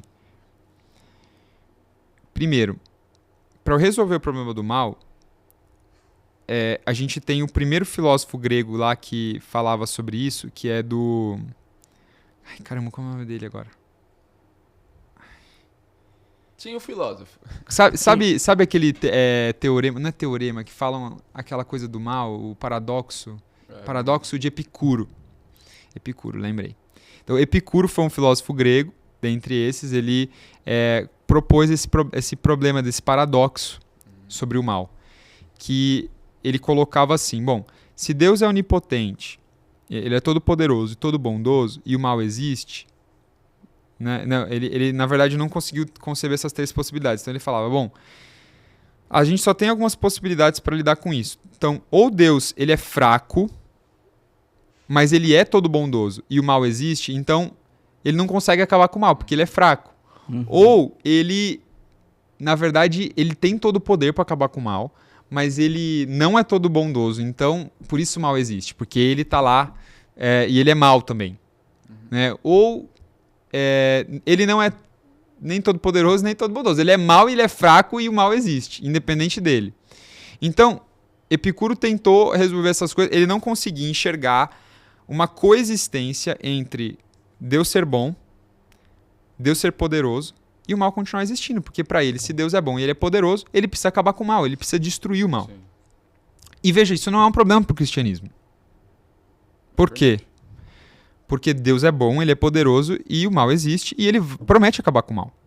A grande pergunta que um cristão tem que responder não é se Deus vai acabar com o mal. Porque isso é uma promessa da Bíblia. Ele fala que no último dia ele vai separar joio do trigo, ele vai punir quem não se arrependeu dos seus pecados e cada um vai pagar segundo as suas obras. Deus vai retribuir cada um conforme as suas obras. Ele fala disso. Ou seja, o problema não é a retribuição, é o quando. Por que não agora? Por que Deus não acaba com o mal agora? Se ele tem o poder, se ele prometeu. Essa é a grande pergunta para os cristãos. Não é se Deus vai acabar. Então, o paradoxo de Epicuro, para mim, ele começou a se destrinchar aí. Quando eu falei, poxa, então o problema não é Deus dizer que vai acabar com o mal, porque ele fala que ele vai fazer isso. O problema agora por que não agora? E aí, se isso for desconectado do entendimento sobre o evangelho, você não vai conseguir dar uma resposta para isso. Por quê? Porque todos os seres humanos sofrem. Tem uma pessoa que não sofra, que não passe por algum mal na vida. Ao mesmo tempo, quase todas as pessoas, a gente pode tirar aí alguns bebezinhos que morrem, sei lá, vão praticar contra alguém um mal na vida. Seja um mal moral mesmo, ou um mal físico, enfim, pensamento. Mas a gente pratica mal também. Então, tirando talvez esses bebezinhos aí que não façam mal, né? não pratiquem o mal, não comunicam mal, a gente não pode, a gente pode falar dessa forma. Ou seja, o mal, ele existe. Ele acontece com a gente sofre, a gente faz o mal. No cristianismo, Jesus é aquele que sofre o mal, mas não pratica o mal. O que eu quero dizer com isso? Que dizer que Deus não se importa com o mal não é uma coisa que faça sentido dentro da teologia cristã. Porque o próprio Deus passou pelos sofrimentos da cruz, da humilhação, das calúnias. Tem um teólogo que ele explica que Jesus passou por todos os sofrimentos humanos. Jesus passou. Ou toda a essência dos males humanos Jesus passou, porque Jesus foi traído, ou seja, você já foi traído, Jesus também já foi traído, Jesus foi espancado pelos soldados romanos, ele teve as suas costas dilaceradas, então se você já sofreu uma dor física, Jesus também já sofreu essa dor física. Angústia. Jesus sofreu angústia no Getsemane, inclusive essa angústia existencial, de choro, essa coisa da crise de ansiedade que as pessoas têm. Cara, Jesus suou sangue na cruz, que é uma condição médica extremamente rara de quando alguém está passando por estresse excessivo. Ou seja, Jesus ele experimentou a essência das dores humanas. Ele não passou literalmente por cada coisa má que um ser humano pode fazer, mas ele passou pela essência da maldade que pode acontecer no mundo, que pode ser feita no mundo. Ou seja, Deus experimentou o mal. Deus experimentou o sofrimento, sem merecer, sem ter feito, inclusive, nada mal. A diferença, então, de Jesus para a gente, para a maioria de nós, é que Jesus, ele, diferente da gente que já fez muitos mal, e a gente fez mal para muitas pessoas, sim, inclusive, seja porque a gente mentiu, porque a gente manipulou, porque a gente falou mal, porque a gente destruiu a reputação daquela pessoa para outra pessoa, seja porque a gente bateu em alguém, seja porque a gente fez coisas piores até. A própria igreja perseguiam pessoas. Exatamente. Exatamente. Na história da igreja existem perseguições, morte de pessoas inocentes. Então, o fato de a gente também fazer mal é o que nos diferencia de Jesus, porque Jesus sofreu sem fazer mal. Não estou dizendo que cada sofrimento nosso tem que corresponder a um mal que a gente a um mal que a gente fez para alguém. Não é isso que eu estou querendo dizer. Eu estou querendo dizer que existe uma diferença entre aquele que nunca fez nada de mal e ele sofreu mal, e nós que experimentamos o mal de duas formas. A gente faz o mal e a gente recebe o mal. Uhum. Então, para mim, parou de ser uma questão assim, Deus não se importa com o mal de nenhuma forma, porque ele passou por isso. Ele viveu isso na pele. Ele experimentou o sofrimento, ele experimentou o mal. Então, não me parece que ele é alheio ao mal, ao problema do sofrimento humano. E aí, a outra resposta que eu tive para isso, ela foi a resposta do Leibniz. E essa é uma resposta um pouco mais profunda, delicada. Até vou fazer indicação de um livro aqui para quem quer estudar sobre esse problema, porque eu estou falando de forma muito superficial sobre um problema muito gigante, que eu fiquei 4 anos estudando, lendo sobre isso. O primeiro livro é Deus, a Liberdade e o Mal, do Alvin Plantinga. É um filósofo americano muito, muito bom. Esse cara é, assim, impressionante. O livro dele é o livro mais gostoso que eu já li de técnico. Livro técnico. Assim, ele escreve de uma forma que, cara, é muito boa a forma dele. Ele escreve muito bem. É a pessoa que mais escreveu bem um livro técnico que eu já vi na minha vida. Mesmo sendo um assunto que... tudo bem, é um assunto que eu gosto muito também, mas eu já li outros livros nesse sentido e não gostei da forma como era escrito, porque era muito difícil. É muito antigo? Não, é de século XX. Acho que é 70, década de 70, alguma coisa assim. Mas ele tem hoje novas impressões. Nesse livro, o Plantinga, ele vai responder uma pergunta que um filósofo ateu tinha feito para ele, que era John Mackey. Esse cara, ele tinha feito essa pergunta sobre o problema do mal. Ele falou que era ilógico, que era contraditório Deus ser bom, Deus ser todo-poderoso e o mal existir. Então ele tentou fazer essa prova. No livro, o Plantinga, que ele é o que é um filósofo analítico? Ele é um filósofo analítico. Ele sempre vai perguntar se algo é necessário. O que é um necessário na filosofia? É se todas as vezes, se aquilo ali funciona para todos os casos, se aquilo ali é um universal, se aquilo ali funciona, tipo assim, sempre, todas as vezes. Essa frase que você está dizendo, ela é necessária? Ou seja, é uma frase que se aplicará todas as vezes em qualquer, exato, em qualquer contexto, em qualquer problema, em qualquer situação. E aí ele prova, por A mais B, é excelente esse livro, que não é contraditória a crença em Deus ser todo bondoso, todo poderoso e mal existir, que isso não é logicamente contraditório. Ou seja, os cristãos não têm um impedimento racional para acreditar nessas três coisas coexistindo no mundo. Não é contraditório, de forma lógica. Depois, o segundo movimento que ele faz é um movimento que aí ele perde pro Maqui. O Maqui depois rebate ele. Mas o primeiro movimento é bom, que é esse movimento da lógica. Então, logicamente, eu tô seguro.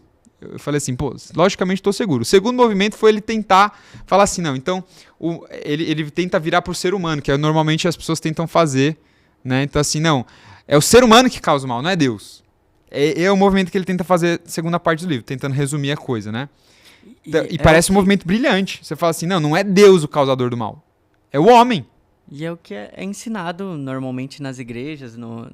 Exato. Mas aí não tem aquela escritura de Tiago, que fala que não é Deus que tenta a gente, mas nós somos tentados conforme as nossas concupiscências? Sim. Essa resposta, ela é meio boa. Eu vou explicar por quê. Porque não a do Tiago, essa pelo amor de Deus, não tô questionando a Bíblia não. Mas essa resposta do ser humano ser o causador do mal, ela é meio certa, ela é meio boa. Por quê? Porque não existem só males morais. Sim. E esse é o problema do Maqui. O Maqui, ele vai falar assim, peraí, você tá falando para mim que então é o ser humano que causa, sei lá, os tsunamis no Japão? É o ser humano que causa, então, os males naturais, aqueles que o ser humano não tem uma agência direta neles, então tragédias, grandes epidemias, talvez. Talvez na epidemia até possa ter uma discussão maior de tipo assim, você pode impedir o cara poderia ter impedido o Covid se ele não tivesse viajado, então ele tem uma certa responsabilidade. Sei lá, poderiam argumentar um pouco mais isso. Mas se a gente for pegar tragédias naturais, se a gente for pegar tragédias naturais, pô, quem causou aquela tsunami? Entende? Então assim, essa resposta do Maqui que ele fez pro Plantinga que murchou o argumento, né? Então, isso funciona para muitos dos males. Para muitos mesmo. Inclusive, se a gente for pegar até a questão de fome. Na África, fome em países subdesenvolvidos ou até fome em países desenvolvidos, que também tem, né? A gente às vezes esquece, acha que a fome está em alguns lugares do mundo. Tá, às vezes, em maior proporção, maior volume, claro, mas existe fome em todos os países. Tem alguma pessoa passando necessidade, passando algum problema muito grande nesse sentido, em todos os países, em todos os lugares. Então, assim, isso pode ser resolvido do ponto de vista da falta de amor das pessoas, de ação, de cooperação, com certeza. Mas tem outros males que não conseguiram resolver. E inclusive, é o que o Plantinga não, é o que o Leibniz vai tentar responder no livro dele, que é o segundo livro que eu vou indicar agora, que é essa segunda parte da resposta, que é o livro Teodiceia. Acho que eu já ouvi falar desse livro. Teodiceia é um livro do século XVI, tá? Esse livro é um negócio absurdamente grosso, assim. Você vai precisar do ChatGPT, provavelmente, se você não estuda filosofia, para entender, porque ele é um livro complexo, tem uma linguagem mais difícil, mais rebuscada, mas ele é sensacional. Eu gosto muito da resposta que o Leibniz dá, porque o que é uma teodiceia? O ateu, ele tem duas formas de responder essa pergunta sobre o problema do mal. A primeira forma dela é o quê?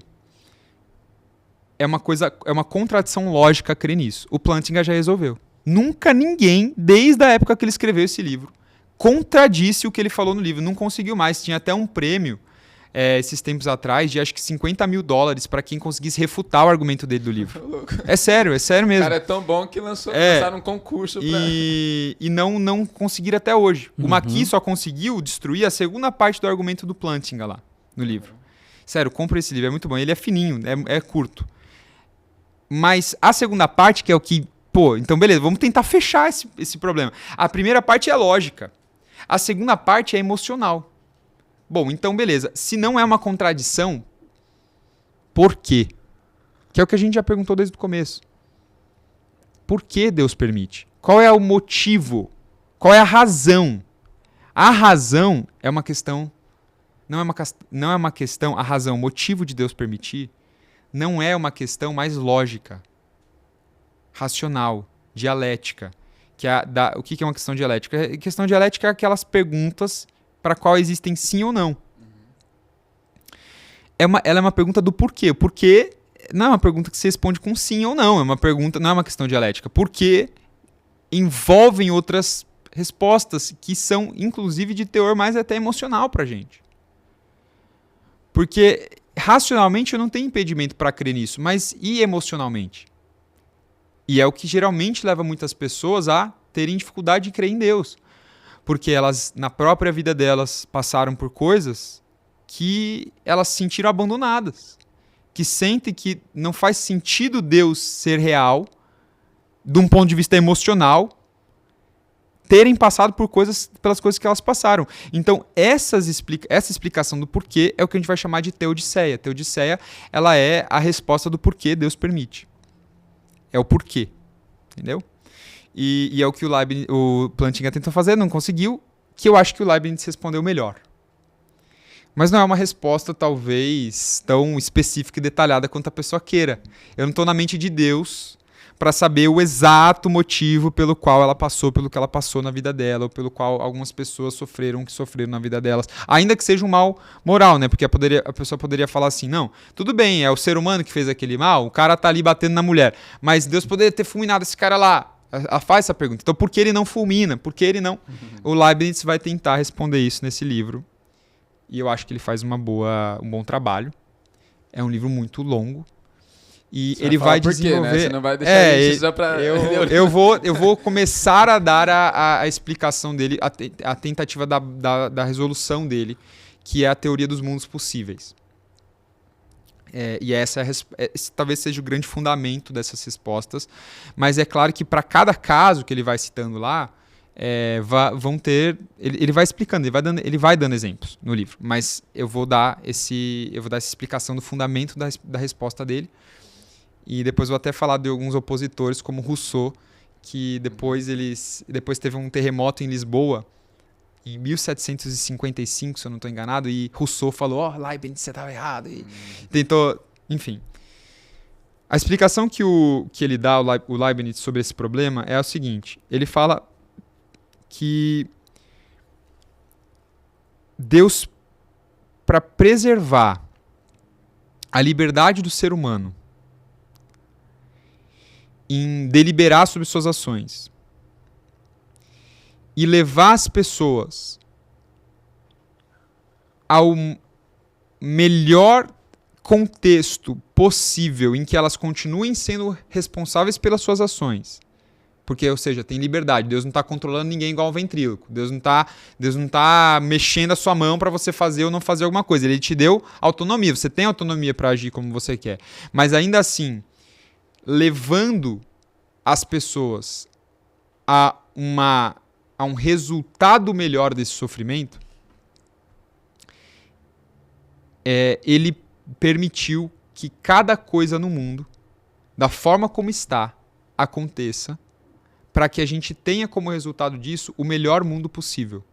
Então, o que o Leibniz fala? Ele fala que o mundo que nós vivemos hoje, ele é o melhor dos mundos possíveis em que Deus permite o ser humano ter as suas ações, ter a sua liberdade, ainda que tenham consequências negativas, mas que seriam muito piores caso fossem de outra forma. E isso de todos os contextos, de todas as situações, de todos os cenários. Essa é a grande proposta do Leibniz. Que o ser humano tem a liberdade preservada, mas ainda assim ele está no melhor mundo possível. Dentro do respeito a essa liberdade de autonomia, de atitudes que ele tem. E ele vai começar a dar uma explicação do porquê que seria pior outros cenários. Ele começa a dar exemplos no livro de várias situações. O que eu vejo dessa resposta dele é que ela não responde o porquê exato de cada coisa que te acontece. Mas eu entendo com essa resposta que por maior sofrimento, eu vou pegar por onde ele se fundamenta disso, por maior que seja o sofrimento de uma pessoa no mundo, isso nunca vai ser maior do que o que pode ser tirado, ou do que Deus pode tornar aquilo em bem. Que é a grande história de José, né? José fala assim para os irmãos dele: aquilo que vocês intentaram para o mal, Deus tornou em bem. Essa é a grande ideia do Leibniz. Que Deus pode tirar de coisas ruins coisas muito melhores. Deus pode tirar de coisas más, horríveis que acontecem, a melhor coisa do mundo. E isso aconteceu na cruz. O fundamento do Leibniz está muito na cruz mesmo, no próprio sofrimento de Cristo, porque Jesus sofreu sem nenhum ponto de imoralidade, de erro dele. Ou seja, ele foi o ser humano ali que, com consciência, com deliberação sobre as suas atitudes, não fez nada de errado e pagou por tudo de errado, essencialmente, que um ser humano poderia passar. E o que Deus fez da morte de Jesus? O que Deus fez da vida de sofrimento de Jesus, esses 3 anos de perseguição? O que Deus fez da vida desses apóstolos, desses mártires que morreram em nome do Evangelho, para salvação da alma das pessoas futuramente? O que Deus fez de levantar homens que foram inteligentes e sábios para provar a existência de Deus no meio do monte de gente que acreditava nos deuses gregos? O que Deus faz das coisas ruins do mundo? Essa é a noção de Leibniz de forma mais essencial, de conseguir ver que o sofrimento ele não é o fim. A equação não pode ser feita assim: o mundo é mau, as coisas são ruins, portanto tudo é horrível. Não, mas Deus ele pode pegar as coisas ruins que acontecem e tirar dessas coisas ruins algo muito maior, em que o resultado seja muito mais positivo do que foi de negativo. E isso se aplica para toda a história de qualquer pessoa. O que eu mais vejo em aconselhamentos, quando eu estou falando com as pessoas que sofreram alguma coisa e elas se questionam sobre o que acontece de ruim na vida delas. Então, quando eu era pequeno, ou quando eu era adolescente, ou algo aconteceu agora que eu estou adulto e que eu não consigo entender como Deus pode ser bom de permitir isso acontecer na minha vida. O que eu sempre busco fazer a pessoa enxergar daquilo ali é ela não tornar aquele evento de sofrimento um peso que nessa equação fará a vida dela no total ser horrível. O que eu sempre tento fazer para ela olhar com mais esperança para a sua própria história, de que apesar das coisas ruins que aconteceram, pode não só haver coisas maravilhosas no futuro, e que você vai poder desfrutar dessas coisas, mas saírem dessas situações ruins mesmo, das próprias situações ruins, coisas boas. Sair do luto de uma pessoa que você amou muito, algo bom, sabe? Uma maturidade maior que você tem para a vida, um auxiliar outras pessoas, muitas outras pessoas que você pode ter. Poxa, hoje a gente passou de 3.000 alunos do clube já. Esses 1.100 a gente precisa atualizar lá no site do clube. Eu conversei com mais de 3.000 pessoas na minha vida já, no direct mesmo, tirando os alunos já, sobre esse problema de questionar Deus que eu tive lá atrás. E era uma angústia para mim não saber se Deus existia ou não, chegar numa conclusão sobre isso. Eu tô dando um exemplo bobo, assim, tem coisas muito piores, muito mais terríveis que acontecem com as pessoas, mas eu tô pegando um exemplo de uma angústia que eu tive, de um problema que eu tive, de algo ruim. Não era bom eu sentir essa angústia sobre Deus existir, mas que se tornou algo bom. Eu não estou dizendo que necessariamente vai haver uma multiplicação de milhares. Você vai palestrar para milhares de pessoas o seu problema. Não é esse o ponto. O ponto é, para cada pessoa, pode haver algo bom retirado das coisas ruins, dos sofrimentos, das coisas que você passou na sua vida. E eu acho que essa é a grande proposta do Leibniz lá. Você pode até não entender exatamente como o que te aconteceu de ruim tem o potencial de se tornar algo bom, de calhar numa equação em que aquilo termine muito melhor, ou com um saldo muito mais positivo do que negativo. Mas é uma verdade. E você pode ver isso em vários exemplos. Ele começa a dar os exemplos. E eu diria que a morte de Jesus é o exemplo bíblico maior de tudo isso, mas você vê isso em diversas outras histórias. Livro de Jó, que é um livro sobre sofrimento. Jó termina o livro dele falando: Senhor, eu te conhecia de ouvir falar, mas hoje os meus olhos te veem. Mas Jó ele perdeu os filhos, ele perdeu a esposa, ele perdeu o dinheiro. O dinheiro foi restituído dele, né? Ele teve muito mais depois. Mas ele ainda não tinha esposa e não tinha os filhos.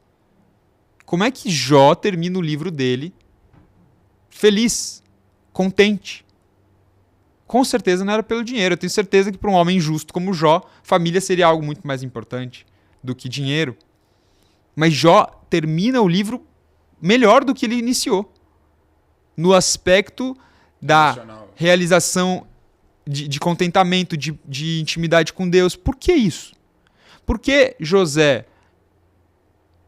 quando se torna segundo governador do Egito, o que é mais interessante da história dele não é o dinheiro que ele ganha o tanto de coisas que ele pode fazer agora por ser segunda maior autoridade do Egito, mas a família dele que havia abandonado vem para o palácio.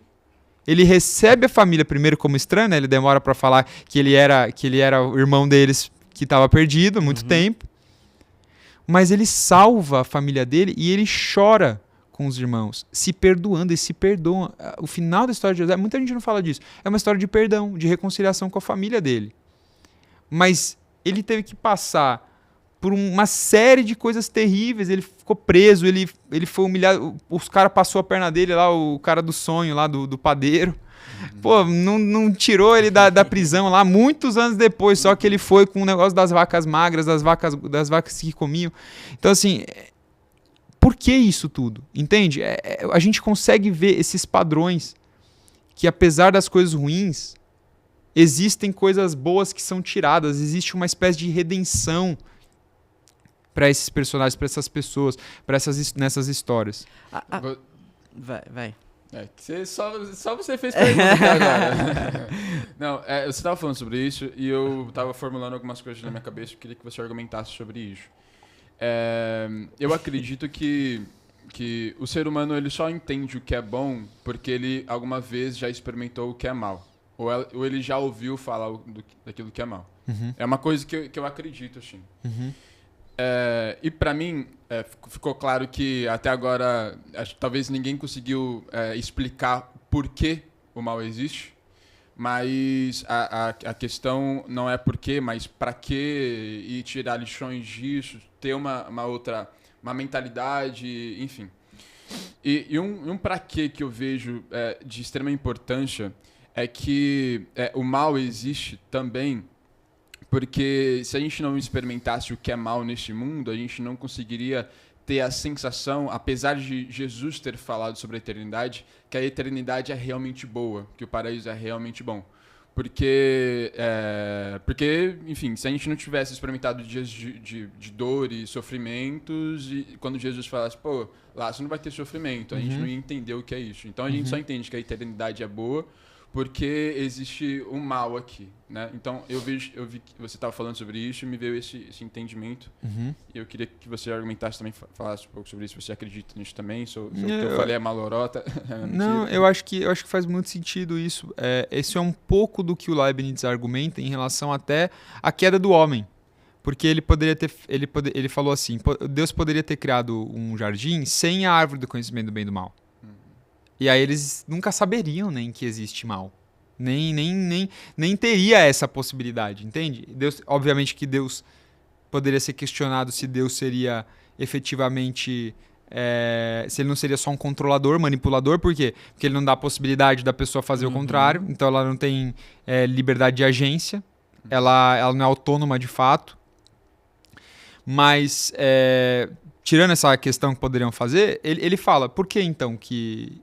Por que o melhor mundo é o mundo que que Deus permite a queda? E aí uma das coisas que ele fala é isso. Então, para que da queda exista a redenção, para que do sabor do amargo do fel que Jesus tomou, a gente possa tomar vinho Novos Céus, Nova Terra. É mais ou menos assim a ideia. Então, tipo assim, o que é mal também... ele intensifica a forma de olhar o que é bom. É como você fica em jejum, né? Cara, a gente geralmente está acostumado... Aí você começa, ouve de jejum, sei lá, até a sua adolescência, você nunca ficou em jejum na sua vida, a não ser que teve que fazer exame de sangue, sei lá. Aí você faz jejum por vontade própria ali. Cara, quando você come... Eu não sei se vocês têm... Cara, você come a primeira vez, parece sempre a melhor comida do mundo. Pode ser um negócio requentado ali da semana... Só que é um sabor, é um negócio tão intenso. Então, é mais ou menos essa ideia que ele tem mesmo. De que a permissão também tem a ver com isso.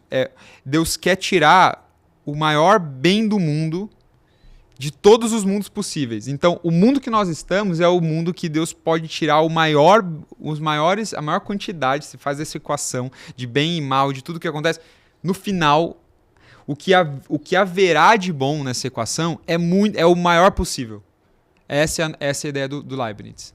Então, é aquela noção de... E até um pouco delicado falar sobre isso também, mas assim, essa noção de...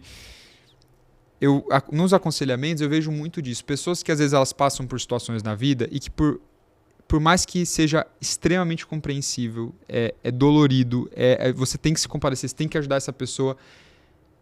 Existe um cuidado para essa pessoa não se tornar vítima da própria história ou do próprio sofrimento a ponto de tornar aquilo a grande coisa da vida dela. E eu acho que isso até, sei lá, terapeutas que não são nem cristãos vão concordar comigo que não é bom para uma pessoa ela tomar os problemas dela como a grande questão da vida dela. Porque entrar nesse processo, eu não queria usar essa palavra, mas de vitimização, que seria o quê? Você nunca tentar sair do seu problema, do seu trauma, do que quer que seja que tenha acontecido com você. Isso é prejudicial para você, porque te impede a sua vista de enxergar que coisas boas podem acontecer com você também. Que a sua história pode ser redimida, ela pode ter uma resolução e você entrar no final da vida e falar, poxa, eu passei por coisas muito ruins na minha vida, mas a minha vida não precisa terminar assim. Se roubaram o meu passado até hoje, eu não quero que roubem o meu futuro. Eu não vou deixar que isso aconteça. Eu posso ser feliz. Se a minha vida até aqui foi uma vida de manipulação, de as pessoas me fazerem mal, de passarem a perna, e tudo, não sei, eu posso viver uma vida em que isso não seja mais uma constante. E que eu não seja mais determinado pelos meus fracassos, determinado pelas coisas ruins que me acontecem. Jesus fala de vida em abundância. E os apóstolos eram perseguidos. Mas eu percebo que o sofrimento nunca é tanto sobre a situação e o contexto. Quando eu olho para as vidas desses personagens bíblicos, eu percebo que a mentalidade que eles tinham era muito mais importante. Estevão, ele é apedrejado, e quando ele está apedrejado, ele está olhando para o céu e vendo Jesus, e ele está feliz por ver o seu Senhor. E isso é muito complexo, cara. Isso é paradoxal no cristianismo. Porque o sofrimento para os cristãos, isso até era uma crítica de Nietzsche para os cristãos, porque ele fala assim, os cristãos se alegram numa coisa que não deveria se alegrar, que era nas humilhações, nas perseguições. Que tipo de gente se alegra nessas coisas terríveis? Mas essa é a noção do evangelho, que você consegue sempre ter uma perspectiva das coisas que não leva só em consideração o contexto ruim da qual elas são. Você consegue ter uma visão maior para além do sofrimento em si, para além da dor em si. E é o que eu vejo na vida de Paulo, quando ele fala, olha, eu estive contente em qualquer situação. Eu já estive em fartura, eu já estive também, fui aprisionado. Nas prisões ele não comia, ele passava fome. Mas ele fala que ele estava contente.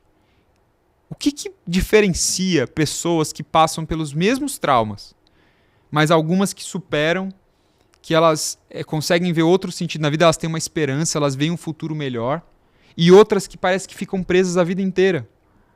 A forma da gente lidar com o nosso sofrimento me parece ser a grande questão de resolução emocional aqui.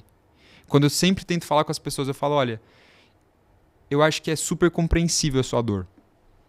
E tem gente que passa por coisas muito horríveis mesmo, que a gente não tem nem ideia. Mas eu sempre olho para elas e falo assim, mas não deixe isso se tornar a grande questão da sua vida. Não ache que a vida acabou por aqui, que o mundo acabou porque você passou por isso.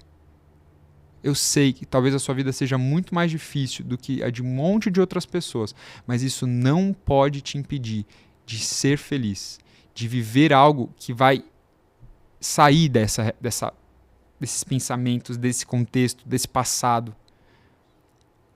E é a grande diferença que eu vejo, não só nesses personagens da escritura, mas nas pessoas que eu aconselho, porque tem algumas que, infelizmente, elas não conseguem sair disso. E outras cara, a vida delas melhora tanto depois, e elas falam, caramba, ainda bem que eu não acreditei que esse problema ia acabar com a minha vida. Que tem uma vida além daqui. Que tem algo que eu posso viver que é para além da minha dor. Eu ainda posso ser feliz para além de tudo isso que eu passei. Que eu posso ter uma outra forma de raciocinar, de explicar, dar outro sentido para isso. Para o meu passado, inclusive. Ressignificar o que eu vivi. Ressignificar o que eu passei. E para eu ter uma vida, uma nova vida daqui para frente. Então eu acho que é isso que acaba nos meus aconselhamentos fazendo as pessoas também lidarem com essa parte emocional.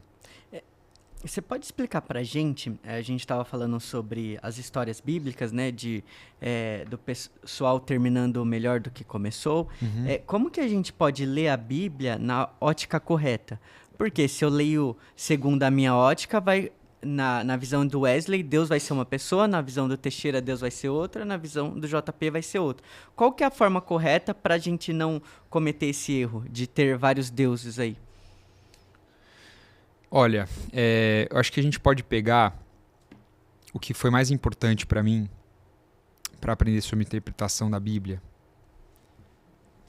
A gente pode ler a Bíblia de duas formas. A gente pode ler ela de forma panorâmica. Então você pode olhar a Bíblia como uma grande história, uma grande narrativa, do início ao fim, que tem uma continuidade cronológica, inclusive personagens conectados desde o Antigo Testamento. E você pode ler ela de uma forma mais aprofundada. Você pode ler ela de forma mais detalhada. E é como se você tivesse, a imagem que o meu pastor dá é assim. A primeira, você está sobrevoando ela inteira, como se você estivesse sobrevoando uma floresta. Imagina você sobrevoando a floresta amazônica, aquele mar lá, né? Que os pilotos falam até que dá mais medo sobrevoar a Mata Atlântica, a floresta amazônica, do que o mar. Não acaba nunca, você está sobrevoando. Você vê a Bíblia de cima. Você vê, olha aqui Gênesis, e aqui o povo foi exilado, aqui foi o exílio no Egito, e aí aqui eles começaram a se constituir numa nação, e aqui Deus criou o templo, e aí você consegue ver. Aí os profetas, o exílio babilônico, o exílio persa, aqui eles voltaram, os profetas, para reconstruir a cidade de Jerusalém, tá? Aí acabou.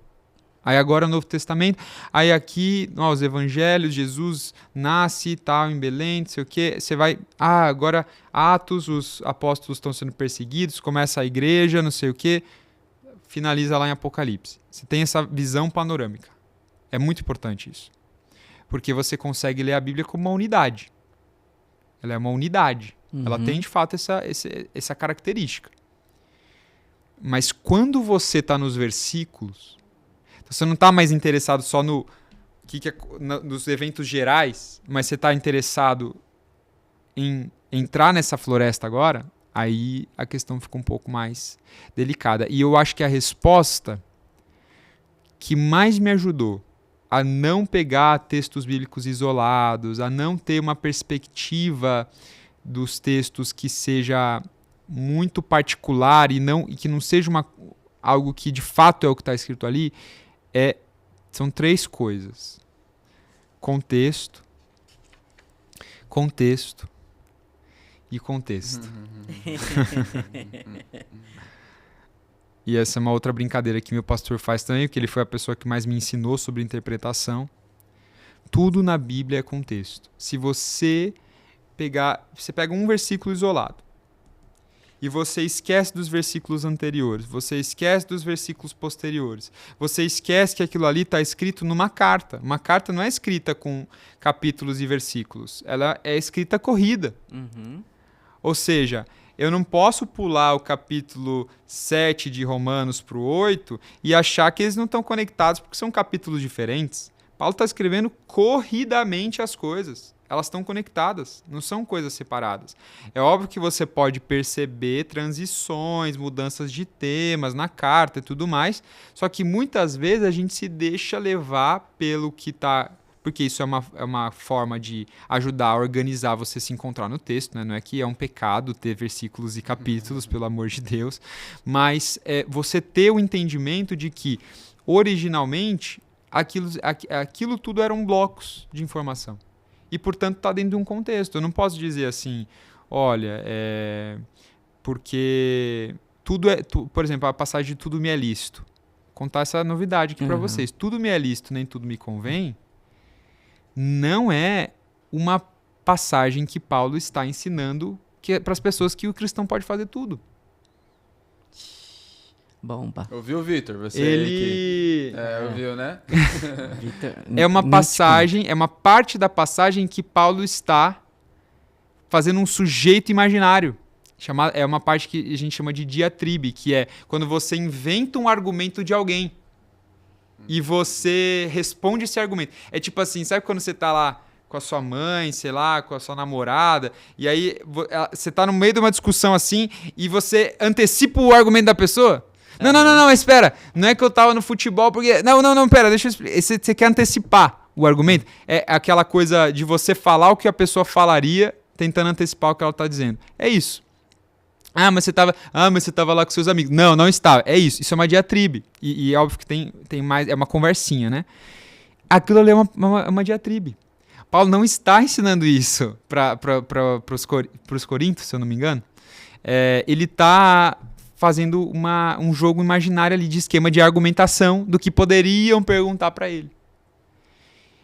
A gente não percebe isso porque normalmente a gente lê o versículo isolado. Se você volta um pouco no texto, vocês podem voltar depois, para curiosidade, vocês aí em casa, vocês vão perceber que ele está fazendo uma argumentação sobre isso. Não, ele não está dizendo que tudo é lícito. Muito pelo contrário, qual seria o sentido de falar para o cristão que tudo é lícito para o cristão?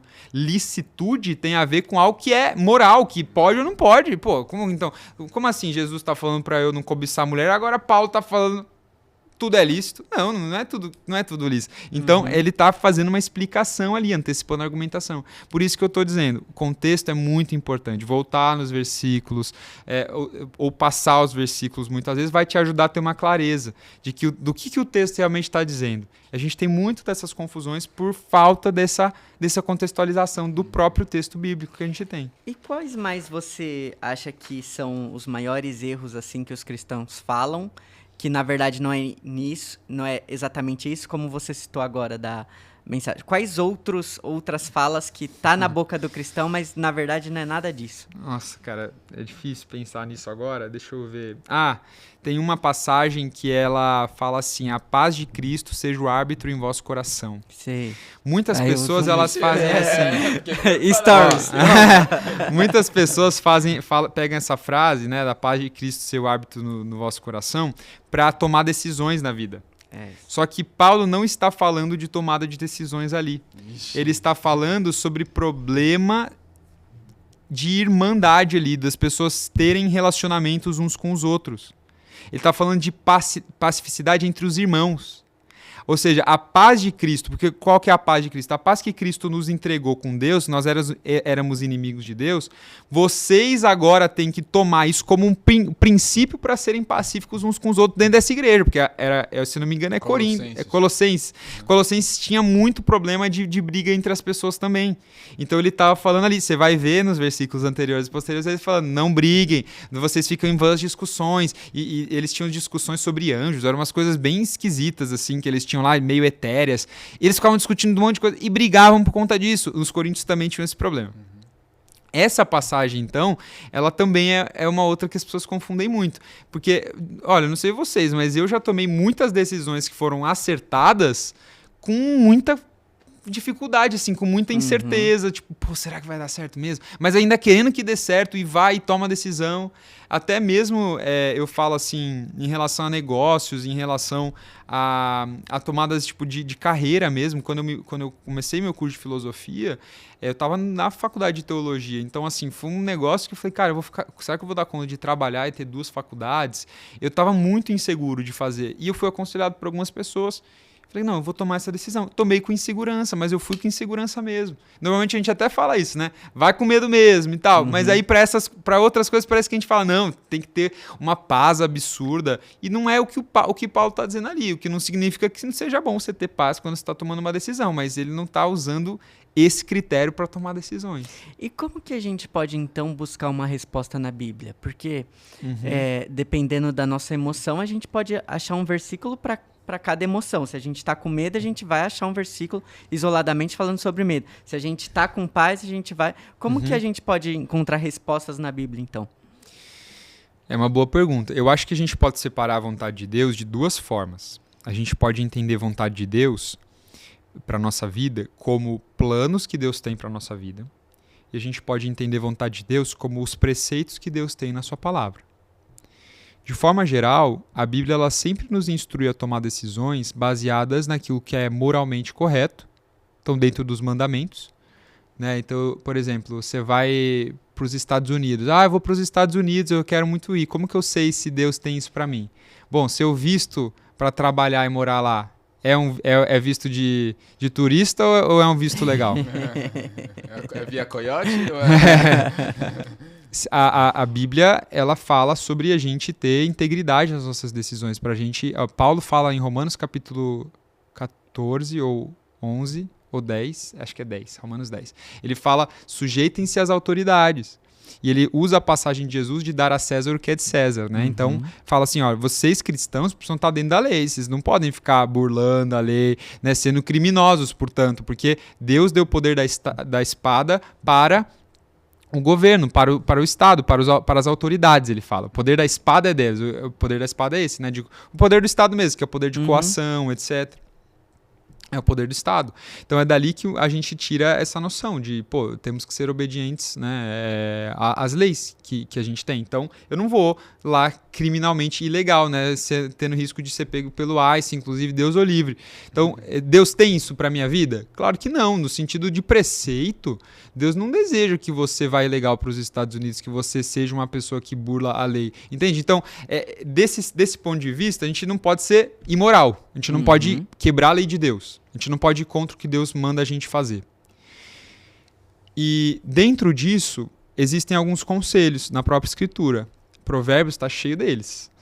Sobre decisões que a gente pode tomar cuidado com a mulher adúltera, com a mulher sensual, ele fala, tomar cuidado aos negócios, ponderar as nossas decisões. Tem uma passagem que eu gosto muito em Provérbios que fala assim, na multidão de conselheiros há sabedoria. E eu gosto muito dessa passagem porque ela ensina a gente a procurar ajuda, procurar conselho. Deixa eu falar com esse cara que sabe mais aqui que eu. Deixa eu perguntar qual é a opinião dessa pessoa. Eu, João, desde que eu li esse texto, eu faço isso na minha vida. Então, toda decisão profissional, toda decisão acadêmica que eu tomo, até de relacionamentos amorosos, assim, na minha vida inteira até hoje, foram tomadas sempre assim, conversar com meus pais, ou conversar com essa pessoa aqui que eu confio, que tem uma sabedoria, uma experiência de vida maior para me ensinar. E aí que eu vejo que eu tenho muitas decisões acertadas, porque eu escuto muitas posições e eu consigo ponderar do que as pessoas estão me falando para tomar uma decisão. Então, isso é um mandamento, não, é um conselho da Bíblia, lá em Provérbios. Fala sobre isso, na multidão de conselheiros há sabedoria. Tiago, no capítulo 1, fala para a gente orar a Deus pedindo sabedoria, porque se a gente orar com fé, sem duvidar, a gente vai receber de Deus. Então, sabedoria é outro critério da Bíblia. O que é sabedoria? Sabedoria é esse discernimento para tomada de decisões, para ser uma pessoa prudente, para ser uma pessoa que tem critérios bons para tomar e fazer as coisas.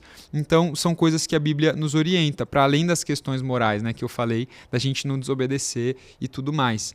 E em relação à vida cristã mesmo e planos de Deus, eu sou uma pessoa que ora muito para que Deus me ajude a ter discernimento, a ter sabedoria, para eu olhar as situações e falar assim, Senhor, olha, me ajuda a ter uma mente que consegue perceber se isso aqui está fazendo sentido, se isso aqui não está fazendo sentido.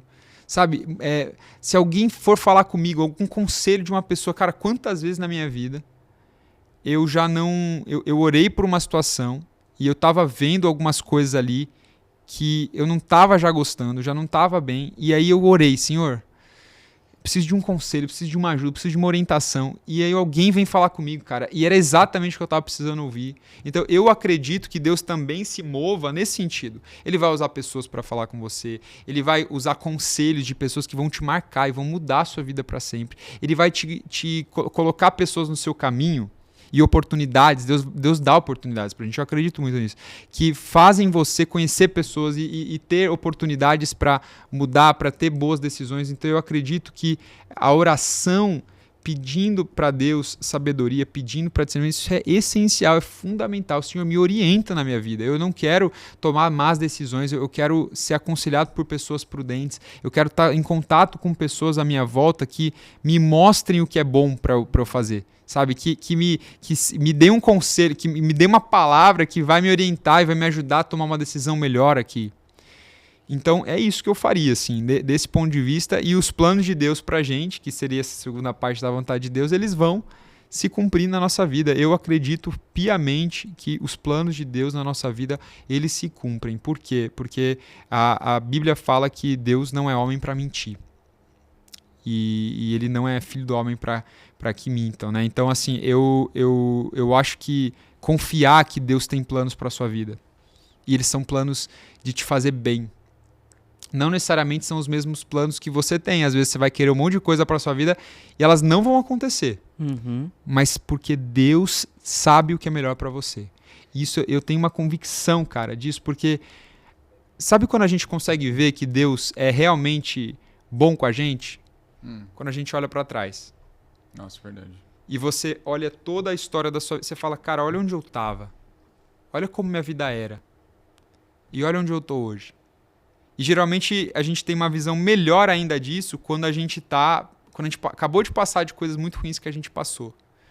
E mesmo nos dias que não são tão bons assim, você ainda consegue olhar para trás e falar, caramba, mas eu não imaginava estar aqui. Mas eu não imaginava ter conquistado o que eu conquistei. Eu não imaginava fazer o que eu estou fazendo hoje.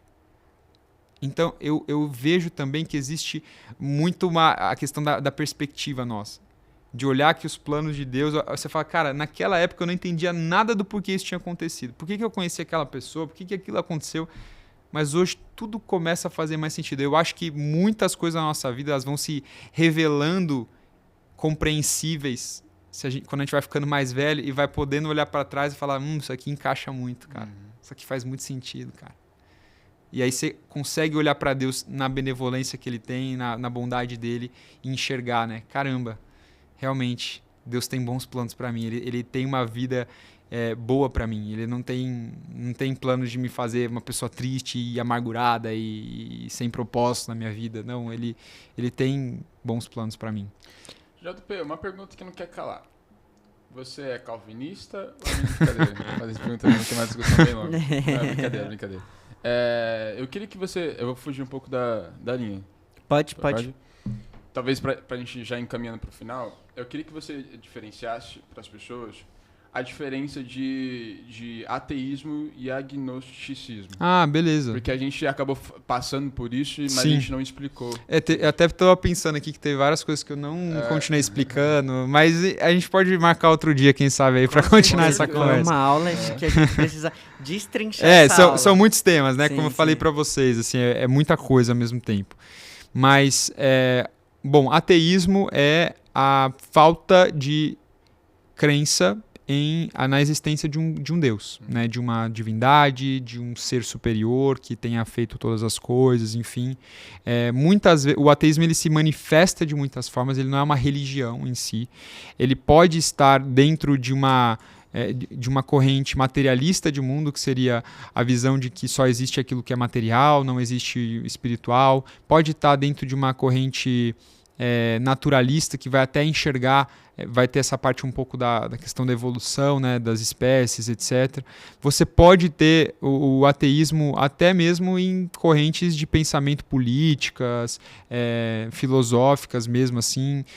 Você pode ver ateus até que vão buscar algum sentido para a vida, né, mesmo não tendo nenhum Deus. Eu acho que eles fazem isso de forma falha, com base nas premissas epistemológicas que eles têm. Epistemológica seria premissas de conhecimento que eles têm, da onde eles tiram conhecimento, da onde eles tiram o que é verdadeiro. Mas eles tentam fazer isso. e também questões éticas, enfim. Então, ser ateu é a não crença num Criador, né? Num Deus. Agnosticismo, por outro lado, eu passei por essas duas fases, né? É a não certeza. É uma parte da... O ateu, na epistemologia dele, ou seja, no que ele acredita ser como verdadeiro, ele acredita que Deus não existe. Isso é uma afirmação para ele. Não é uma dúvida que ele tem. O agnóstico não. O agnóstico ele tá na dúvida. Ele não sabe se. Pode sim, pode não. Então, eu tive nessas duas fases. Muito mais tempo agnóstico, inclusive. Porque eu ficava tentando entender, né? O que faz mais sentido para mim, etc. Faz sentido acreditar que não existe? Faz sentido acreditar que existe? Enfim. Então, o agnóstico, ele não luta por uma causa, assim, pra... Tipo, o ateu, ele fala que Deus não existe. O agnóstico, não, vou ouvir, pra mim não faz diferença. Isso. Eu até acho que o agnóstico ele tem um pouco mais de mérito no sentido epistemológico aí, porque ele admite que ele não tem condições para conhecer Deus, para saber se Deus existe ou não. O ateu, ele não tem como. Não acredito. Entende?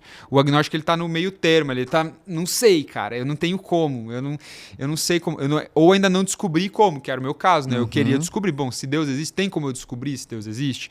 De alguma forma, por algum meio, e aí eu descobri pela filosofia. Então, assim, o ateu ele, cara, não existe. Ponto final. Show. É isso.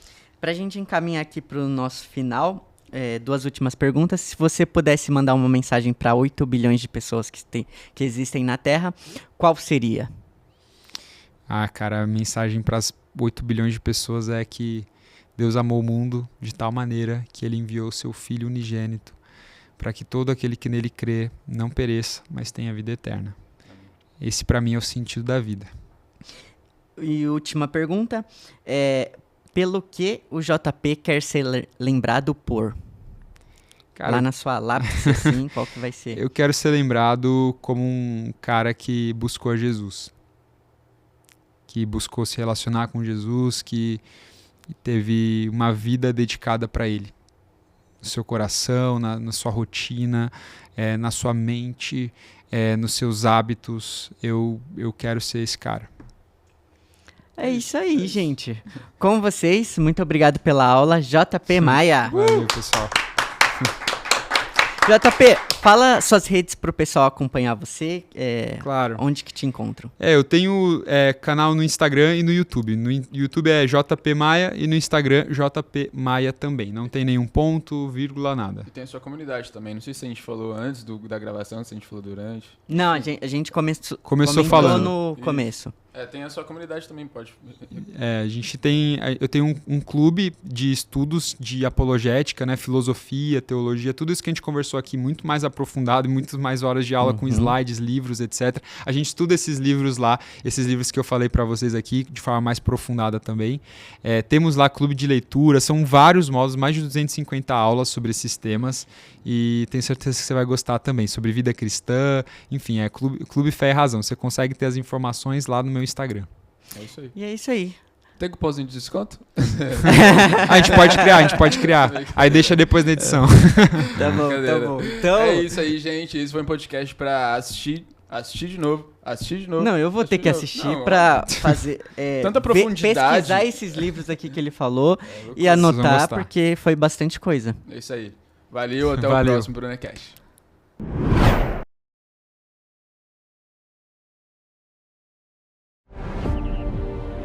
Porque quem acredita em mim, assim como eu ressuscitei, eu vou ressuscitá-lo no último dia também. Porque o poder do Evangelho não está nas palavras bonitas de Jesus, o poder do Evangelho está na ressurreição de Cristo.